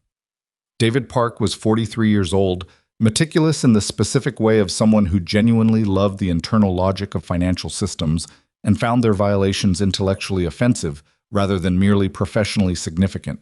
She called him at 8:15 and told him what she needed, and he said 2 weeks minimum, and she said 6 days, and she heard him do the rapid internal calculation that competent people do when they are assessing whether a timeline is impossible or merely very difficult. "Triple fee," she said, "and 2 additional people of your choosing, billed through the trust." "I'll need direct access to the Whitaker Dominion administrative records," he said. "Full access, not summarized access." You'll have it by end of day. All three shell entities and their downstream structures. Yes. Another calculation. I can give you a working draft in 6 days. Not the final, but close enough for public use with appropriate caveats. That works, she said. Close enough for public use is sufficient. She gave him the access credentials before 9 o'clock and moved to the next call. The federal attorney was a man named Robert Cheng, and she had kept his card in a specific pocket of a specific wallet she had carried for 3 years and never lost, which she had always understood on some level was not an accident. She had kept it because she had known, in the way that people who are living in proximity to things that will eventually require accounting sometimes know, that his particular kind of expertise was going to be relevant to her life before her life was finished. She called him at 9 o'clock. He picked up on the fourth ring with the alert but surprised voice of someone receiving a call he had not expected from a number he did not have filed. She said her name, full name. The name anyone who tracked financial structures of significant private trusts would recognize. She heard him register it. She told him she had documentation of active financial fraud, a decade of criminal infrastructure using legitimate corporate holdings as cover, and the cooperation of both the primary administrator of the fraud and the individual responsible for the criminal infrastructure's corporate laundering. She told him she was making a public statement in 7 days, and that the statement would be significantly more useful to his office if they spoke before rather than after she made it. He asked her if she could come in. She said she could come in at 11. He said he would be in his office. She arrived at 10:58. He was a compact man in his mid-50s with the particular stillness of someone who had spent decades in rooms where information arrived with legal consequence and had learned to receive it without the physical reactions that betrayed the less trained. He shook her hand once, firmly, and gestured to the chair across from his desk and sat down and waited. She gave him the documentation in sequence. The original financing agreement, the conversion clause and its trigger conditions, Malcolm's accounting of the shell entities, which he had compiled the previous night with the specific thoroughness of a man who understands that incomplete confession is worse than no confession at all. The timeline she had built connecting the Baeco criminal infrastructure to the legitimate corporate holdings, the forensic accountant's preliminary findings on the financial movements through the 3 shell companies. He read for 27 minutes without speaking. When he set the last document down, he looked at her with the expression of someone who has just received a great deal of organized information and is performing the assessment of what portion of it falls within his jurisdiction and what portion requires referral. The Reddick shell entities, he said. These are active. Yes, ongoing. The most recent transaction is 11 days ago. The Baeco criminal infrastructure, you said you have cooperation from the legitimate entity holder. Kang Taijun has indicated he will not contest the conversion process. Whether he cooperates beyond that is your question to ask, not mine to answer. The original forgery, 40-year statute, expired. I'm not bringing it to you for prosecution. I'm bringing it as the documented origin point that contextualizes every financial structure that grew from it. The causal chain is relevant to the active violations, even if the original crime is untouchable. He looked at her for a moment. Why are you doing this publicly rather than through legal channels? He said. It was not a suspicious question. It was a genuine one. She had thought about how to answer this and had arrived, through a night's worth of consideration, at the plainest possible version. Because legal channels produce filings. Filings get processed and archived and occasionally referenced by researchers and people who know how to find them. A public statement in a room full of journalists and witnesses produces a record that is harder to manage and harder to bury and harder to reduce to something less than it actually is. She paused. My grandfather's family, my grandfather himself, managed information for 40 years and kept a fraud invisible because they controlled the channels through which the information moved. I am not willing to continue that tradition, even in the direction of my own benefit. Chung looked at her for another moment. Then he picked up his pen and wrote something on the notepad in front of him. I'll need copies of everything you've given me, he said. Original documentation to be preserved is provided. I'd like a follow-up meeting after your public statement. My attorney will be in contact, she said. You have an attorney? She paused. I'm acquiring one. She spent the afternoons of that week working from the Langham's Business Center and from the foundation office space she had quietly established 6 months earlier in a building she owned on Walker, a space that only 3 people knew about, and that she had been using for the preliminary planning of the Foundation's first operational year in the specific, careful way of someone who is building something real, while simultaneously maintaining the appearance of not building anything at all. She was done maintaining appearances. She told the building's property manager she would be increasing her usage of the space substantially. She ordered office furniture. She had the Foundation's name put on the directory by the end of the week. Not the trust's name, not Whitaker Dominion, but the name of the charitable entity she had incorporated 18 months earlier in anticipation of a moment she had known, in some part of herself, was coming. The Mercer Whitaker Community Foundation. Both names. From the beginning. She had known, even before she knew the full story, that the two names belonged together. She had not let herself examine why. She examined it now and found, underneath the examination, something that felt less like guilt and more like the long-deferred recognition that the wealth she had inherited had always had another name attached to it, and that the ethical weight of that had been sitting on her without her full acknowledgement for as long as she had known she was wealthy. Celeste called on the fourth day, not Imani calling Celeste. The call came at 7 in the evening while Imani was still at the desk in the Foundation office, working through the administrative architecture of the Employee Protection Program, with a specificity that was making her eyes ache. "I heard from someone at Dunbar Finch," Celeste said. There was a quality to her voice that was different from the previous calls, tighter, more careful, with the particular care of someone who has received information they are still in the process of processing. "About a public event. About your name." Imani set her pen down. "What did they say?"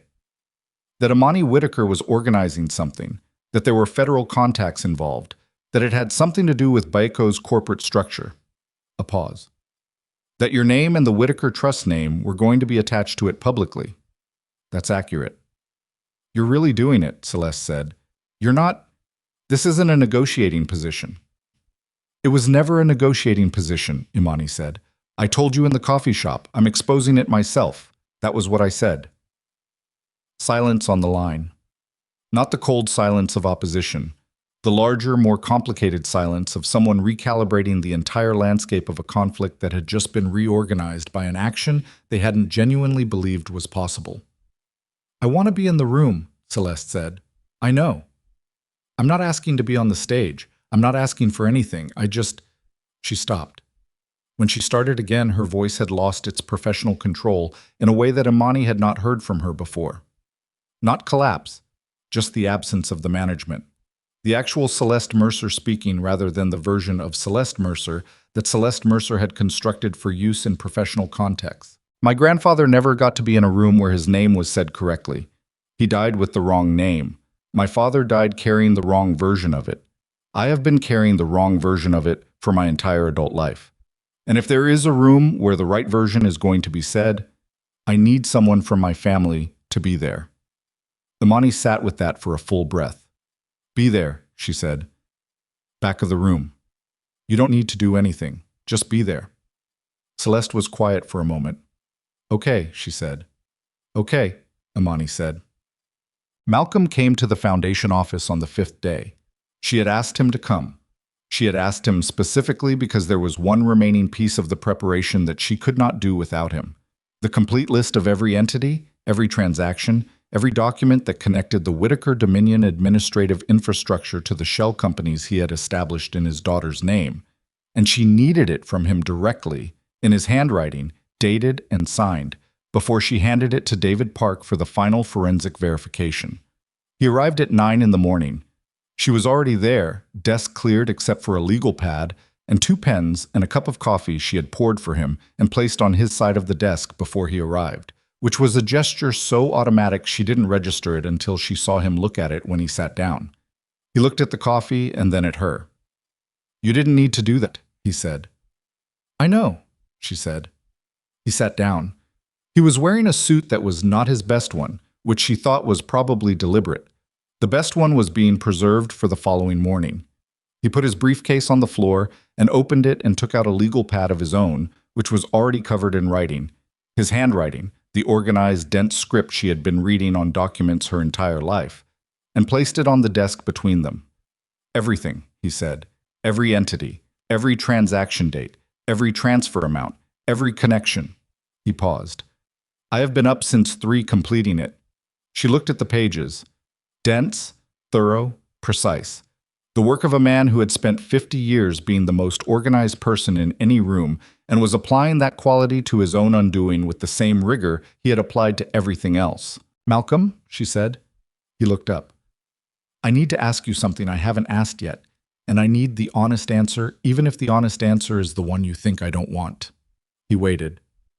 Did you ever, at any point in the 12 years of my marriage, consider telling me, she said, not about the full Mercer fraud, not about your notarization, about Taijun, about the arrangement. Did you ever come close to telling me that the man I was married to had been placed in my life deliberately? The question sat between them in the morning quiet of the office. Malcolm looked at his hands on the desk, which was a gesture she was now familiar with as the specific physical position he occupied when he was deciding whether to say the plainest version of a true thing or a managed version of it. He looked up. Twice, he said. She had not expected that. The first time was in the 3rd year of your marriage. You called me. It was a Sunday. You called because you were upset about something, some argument with Taejun about a decision he'd made without consulting you. I don't remember the specific issue, but I remember the call because of the way you sounded.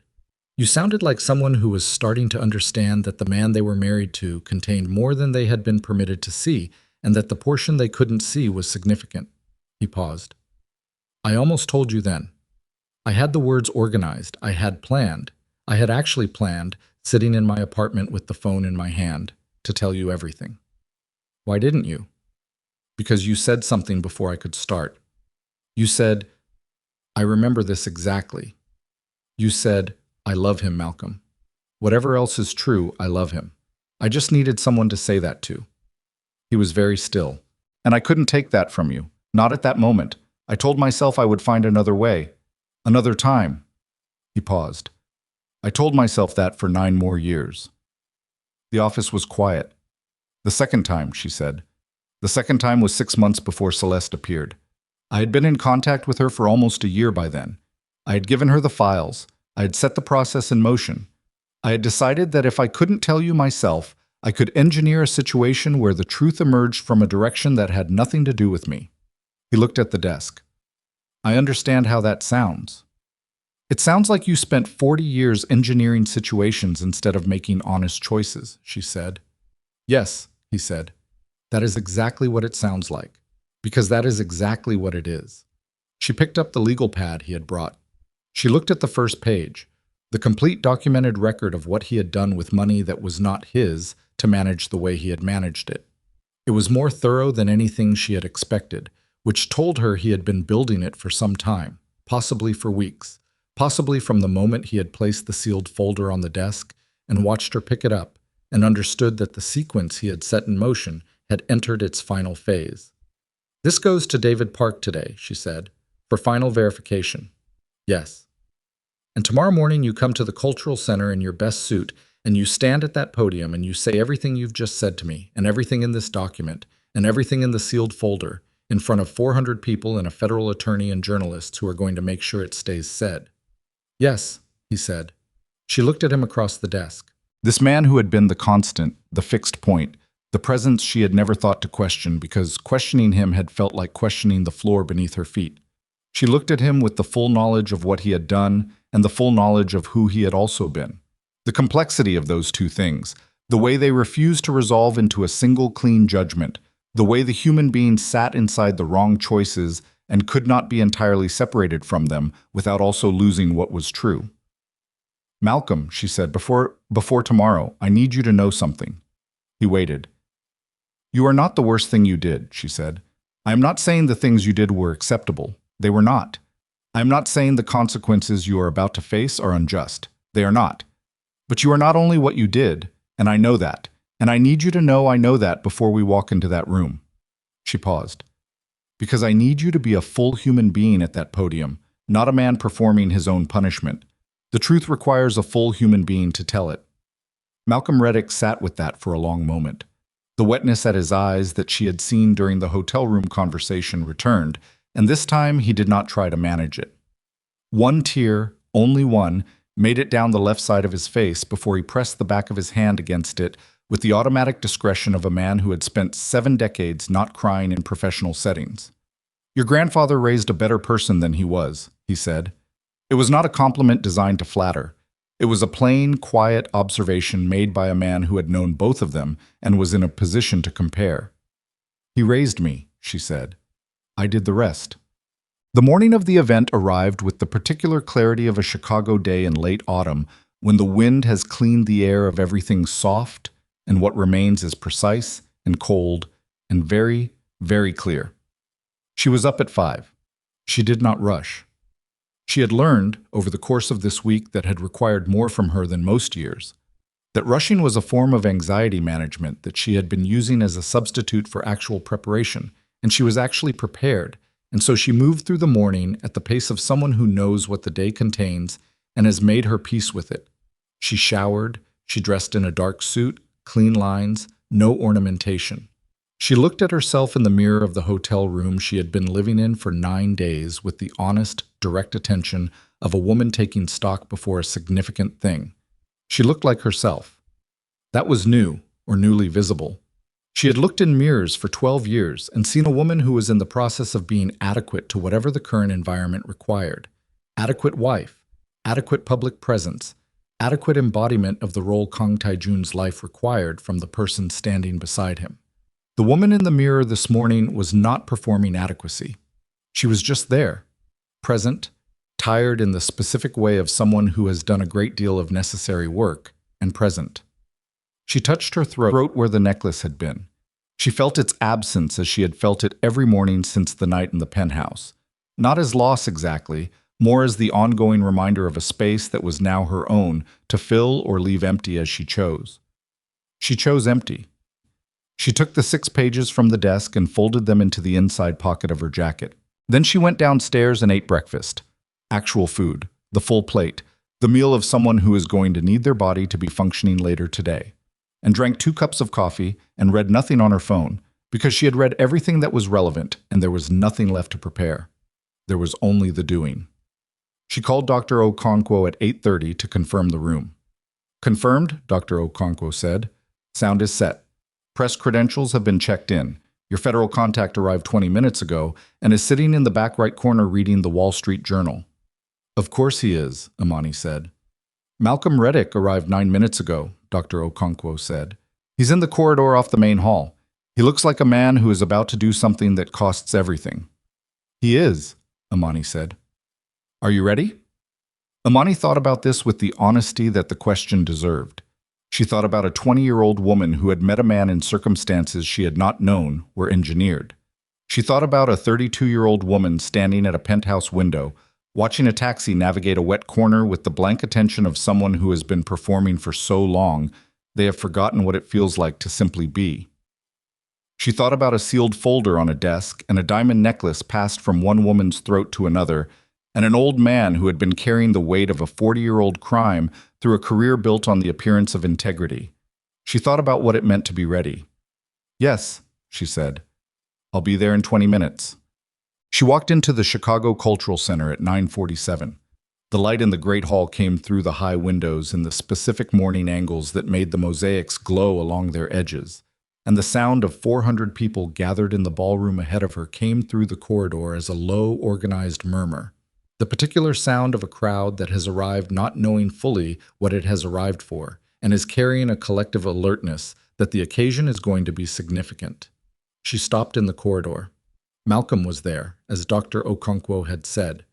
He was standing against the wall with his hands clasped in front of him, and his best suit precisely arranged, and his face carrying the expression of a man who has finished preparing and is now simply waiting for the thing to begin. He looked up when she came in. They looked at each other for a moment. She crossed to him. They stood side by side against the wall of the corridor, 2 people about to walk into a room and change what was publicly known about a family name and a crime, and a 40-year silence, and neither of them spoke for a moment because there was nothing left to say that the next hour was not going to say better. Then Imani said, "When we walk out there, I go first. I give the full statement. Then you come up and give yours. Then I come back and announce the restoration and the foundation." She paused.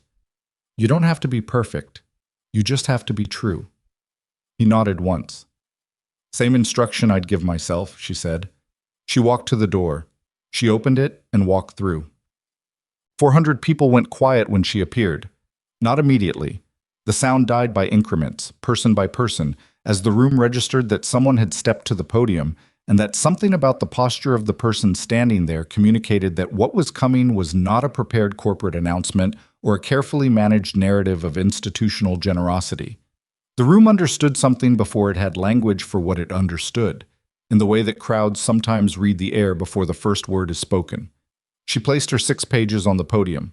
She did not look at them. She looked at the room. In the back left corner near the wall, Celeste was standing, dark sweater, arms at her sides, completely still. Their eyes met for one brief moment across the full length of the ballroom, and everything that had passed between them in the last 10 days moved through that look without requiring language. Imani looked back at the room as a whole. "My name is Imani Whitaker," she said. "I am the sole heir to the Whitaker Dominion Trust." The room that had been almost quiet went completely quiet.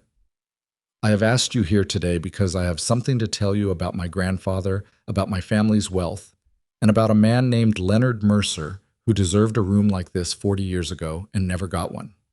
She paused. "I want to start by telling you something about myself.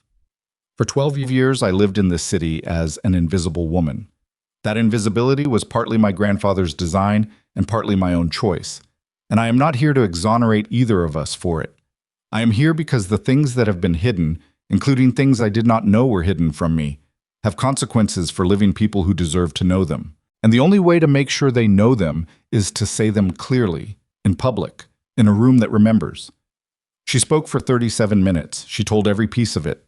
The stroke, the forged signature, the seized partnership, the destroyed reputation. Malcolm's role as the 26-year-old attorney who had notarized the crime and spent the next 50 years managing its concealment and his own guilt through increasingly complex structures of proxy manipulation. She named Taejun, not with cruelty, but with accuracy, which in this context required naming the specifics of how he had entered her life and what he had known. She named her own choices within that history, the 12 years of managed not knowing, the places where she had seen evidence that did not fit the story she was living and had chosen, humanly and imperfectly, not to press on it. She did not make herself a hero. That was important to her, and she held it throughout every sentence, the specific commitment to accuracy over narrative convenience. She had not been only a victim, and she did not present herself as one. She had been a woman with agency who had exercised that agency imperfectly in an environment that had been deliberately constructed to limit her ability to see it clearly. Both of those things were true simultaneously, and she said both of them. When she finished and stepped back, Malcolm stepped forward. He spoke for 15 minutes. His voice was steady all the way through. Steady, with the specific quality of someone who has decided, finally and completely, to stop managing anything, to simply stand in a place and say what is true and let the consequences be what the consequences will be. He named every date. He named every document. He named his own presence at the notarization with the specific, precise language of a man who has been constructing and deconstructing legal language for 50 years and knows exactly what each word he chooses carries with it. When he finished, the room was so quiet that Imani could hear her own heartbeat. She stepped back to the podium. She announced the restoration. The Mercer calculation, the actual number, calculated by David Park's team over 6 days of forensic analysis, what Leonard Mercer's stake in Whitaker Dominion would have been worth through the trust's full growth over 40 years. She watched the journalists' hands move on their notebooks when the number landed in the room and did not look away from it. The number was what the number was. She was done softening the size of things. She announced the independent board, the Employee Protection Program, the framework for the criminal infrastructure's exposure through the conversion process, the cooperation with the federal attorney's office. She announced the foundation's name, Mercer Whitaker. She watched the room process the joining of those two names and felt, for the first time since she had stood at a penthouse window 9 days ago and watched a taxi navigate a wet corner, something that was not the performance of being okay, but the actual, specific sensation of a decision made in full that does not require its own justification. The journalists were aggressive and detailed, and she answered every question she could and acknowledged the ones she couldn't, and at 11:58 she stepped back from the podium for the last time. Dr. Okonkwo materialized at her left shoulder with the efficiency of a woman who has organized difficult public events and knows that the speaker needs precisely two things after they are finished: a glass of water and 5 feet of clear space. She handed Imani both. Imani drank the water. She looked at the room, at the organized consequence of what a morning's worth of truth released into a public space looked like. It looked like motion. It looked like journalists on phones and legal professionals exchanging business cards, and the federal attorney in the back corner writing in a way that suggested he was not going to need a follow-up meeting to know what to do next. It looked like something that was not going to be put back in the container it had come from. Celeste appeared at the edge of the crowd. She had moved from the back wall to the side of the room, and she was looking at Imani with an expression that contained, all at once, everything that their 10 days together had produced. The complexity of a relationship that had no category in either of their previous experience, built from wreckage, functional in the specific way of things that have been tested past the point where pretense is available. Imani crossed to her. They stood. He would have wanted to hear that, Celeste said. Her voice was flat with the effort of control. My grandfather, he would have... She stopped. I know, Imani said. I spent 6 years planning a war, Celeste said. And you just did the thing. You just stood up there and said it. The war was already won, Imani said. The only question was whether anyone was going to say so out loud. Celeste looked at her with the specific expression of someone absorbing a reframe that reorganizes the last 6 years of their life. Not painlessly. With the particular difficulty of someone who has been carrying a weapon and is only now understanding that the target surrendered before they arrived. What happens to you now? Celeste said. I work, Imani said. There is more work in this than I can do alone. Celeste held her gaze. I'll think about it, she said. It was the same answer she had given in the foundation office. This time it had a different quality, less uncertain, more like the specific brevity of someone who has already decided and is giving the decision a small amount of additional space before she commits to it out loud. That's enough, Imani said. Malcolm was in the corridor when she came out of the ballroom. He had his coat on. He was not in a hurry to leave. He was standing against the wall the way he had been standing when she arrived, as though the wall was the right place for him, and he understood this and was at peace with the specific limitation of it. She stopped in front of him. It's done, he said. The saying of it, she said. The rest is longer. I know. He looked at the floor for a moment, then at her. I spoke to Patricia's daughter this morning, before I came here. She had not known he had a granddaughter. She understood now that there were many things about Malcolm Reddick's private life that she had never known, because she had experienced him always as a function, as the attorney, the administrator, the trusted constant, and had never pressed past the function to the person. That was its own small reckoning. Her name is Jada, he said. She's 15. She's a reader, apparently. Her mother says she reads everything. I hadn't known that. He paused. I told her what I was going to do today. I told her before she could hear it from someone else. What did she say? She asked me if I was scared. He was quiet for a moment. I told her yes. She said, and I'm going to be thinking about this for a long time. She said, that's probably how you know it's the right thing. Imani stood with that. She's right, she said. Yes, he said. She is. He paused. Whatever happens with the bar proceedings and the federal process, I have an attorney. She's good, young. She knows the current state of things without any of the previous weight. He paused. I'll be all right. I'm not saying that to reassure you. I'm saying it because I mean it, for the first time in a long time. She looked at him. She put her hand briefly on his arm. The same gesture from the corridor, brief, not prolonged, the touch of acknowledgement rather than absolution. And then she stepped back. Go home, Malcolm, she said. Call Jada. He nodded once. He turned and walked toward the exit, moving through the diminishing crowd of the morning's consequence, with the particular gait of a man who has put something down and is learning, step by step, what it feels like to walk without it. She watched him go. Then she turned back toward the ballroom, where Dr. Okonkwo was managing the remaining logistics with the efficient grace of someone who has organized public events through difficult weather and knows what the work looks like after the main event has passed and the real business begins. 3 months moved through themselves, the way months move when every hour inside them contains work that is real and hard and does not pause. The conversion process completed at 60 days. The Employee Protection Program was in operation by the 45th day. Marcus had personally connected 14 workers to it by then, and she had put him in touch with the program administrator directly so that the connection could continue without requiring her as the intermediary, because the point was for the program to function beyond the person who had funded it. The federal indictments came down in the second month. She read them in the foundation office on a Tuesday morning with the door closed and her coffee getting cold beside her. Taejun's name was in 2 of them. She sat with that for the time it required, which was longer than she had expected and shorter than she had feared. And then she put the documents in the filing cabinet and went back to the grant proposal she had been reviewing.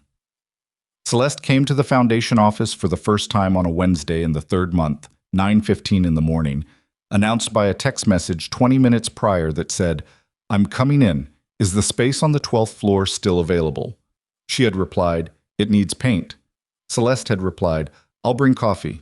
She arrived with 2 cups from the place on the corner, and she sat across the desk and they worked through the housing proposal that had been sitting in the secondary review pile for 2 weeks, because its budget structure needed someone who understood asset restructuring to evaluate it, which was exactly Celeste's specific competence, and they worked through it in the clipped, focused shorthand of 2 people who have been doing this by phone for weeks, and find the in-person version efficient in a way the phone version was not. When they finished, Celeste looked around the office, at the proposals on the desk, the grant award letters on the wall, the strip of lake visible between buildings in the November light. "I'm going to need a desk," she said. Imani looked at her. "12th floor," she said. "I'll get the paint," Celeste said. "You said you could work in an unpainted room." "I can, but I'm going to be there a long time." She paused. "I want it to feel like mine." Imani held her gaze for a moment. "Then paint it," she said. 1 year after the night, a man removed a necklace from her throat in a glass-walled penthouse 40 stories above a rain-soaked city. Imani Whitaker sat at her desk at 6 in the evening with the November dark pressing against the windows and a grant proposal open in front of her and the particular quality of quiet that a foundation office has when the day's traffic has finished and the work that remains is the kind that needs stillness. She had stopped wearing jewelry. Not as a statement. She had made enough statements in the last year to last considerably longer than a year. She had simply stopped, the way you stop doing things when they no longer serve the function they were originally performing, and you are honest enough with yourself to notice when the function has been completed. The necklace was in a drawer in this desk. Not the top drawer, the second one, the one she opened when she was looking for something else and found it there and felt, each time she found it, the same quiet recognition of an object that had once been very important and had finished being important and was now simply an object, which was the right relationship to have with it. She had a meeting in 30 minutes with the oversight board of the Mercer Whitaker Foundation, the second formal board meeting, after the organizational first one. 6 weeks ago, where everyone had been finding their footing in the strange terrain of an institution built from the reconciliation of 2 families' worth of damage. The second meeting was where the real work always started. The first meeting was where people were still performing their understanding of the situation. The second was where they began to actually understand it. Celeste was already in the conference room on the 14th floor, which Imani knew because she had heard Celeste's specific walk in the corridor 20 minutes ago. Quick, purposeful, the walk of someone who arrives before meetings rather than at them. She picked up her pen. She wrote 2 notes in the margin of the grant proposal. 1 question about the budget structure on page 8, 1 notation about the projected impact timeline on page 11. And then she capped the pen and set it down and sat back in her chair and looked at the city through the window. Chicago in November was particular in its quality. The lake, iron gray and massive, the buildings lit in the early dark, the streets below moving with the compressed, purposeful motion of people who have been conditioned by the climate to move efficiently because inefficiency costs heat. She had lived in this city her entire life. She had watched it from a penthouse 40 stories up, and from a hotel room on the 31st floor, and from a car on Lakeshore Drive with the lake flat to her right, and from this window on the 14th floor of a building she owned, in an office with her name on the foundation letterhead and proposals on her desk from people who were trying to build things. She had been 20 years old when she first met Kang Tae-jun. She had been 32 when he removed a necklace from her throat and handed it to someone else and told her that someone else wore it better. She was 33 now, and she had a board meeting in 26 minutes, and there were 7 proposals in the secondary review pile. And Celeste was in the conference room, and Marcus had sent her a message that morning about 3 more workers he wanted to connect to the transition program, and the federal attorney's office had sent a document request that her new attorney needed to review by Friday, and there was a clinic opening on the west side next month that she had promised to attend. She had a full day tomorrow and the day after that. She stood up. She picked up the grant proposals and her notepad and her pen and walked to the door of her office and stopped with her hand on the frame and looked back at the desk, the organized surface of it, the second drawer where the necklace was, the strip of lake in the window, and felt something that she did not try to name because it was too quiet and too specific for naming, and because the naming of it would have been a kind of reduction, and she was done reducing things to their smallest available version. She turned off the light. She walked down the corridor to the conference room where the work was waiting. It was the kind of work that did not end. She had understood this from the beginning, that there was no completion point, no moment at which the foundation of one family's crime became fully repaired through the efforts of the people who inherited it. The damage was real and the repair was real, and neither of them had a finish line. You simply kept doing the next thing that was true and let the accumulation of true things become, over time, the shape of a life. She opened the door of the conference room. Celeste looked up from the agenda she was reviewing, and their eyes met across the table in the specific way of 2 people who have been through something that would have been easier to survive separately and chose not to, for reasons that neither of them could have articulated cleanly at the time, and both of them understood clearly now. "You're 2 minutes early," Celeste said. "You're 20 minutes early," Amani said. "I wanted to review the housing proposal before everyone else got here." "So did I." Amani sat down. She placed the grant proposals on the table in front of her. Page 8, Budget Structure. "I saw it," Celeste said. "I have questions." "So do I." The other board members began arriving at 6:30, and the room filled with the organized, purposeful noise of people doing work that was real. And outside the windows of the 14th floor of a building on Walker that had always belonged to Amani Whitaker, Chicago moved through its November dark, with the same indifferent, enormous continuity it brought to every evening, which was exactly as it should be. The courage was never for the city. It was never for the record, or the consequence, or the people who would one day look at this particular stretch of one woman's life and make of it whatever meaning their own life required. It was for the work on the table. It was for the next true thing. She picked up her pen. She began.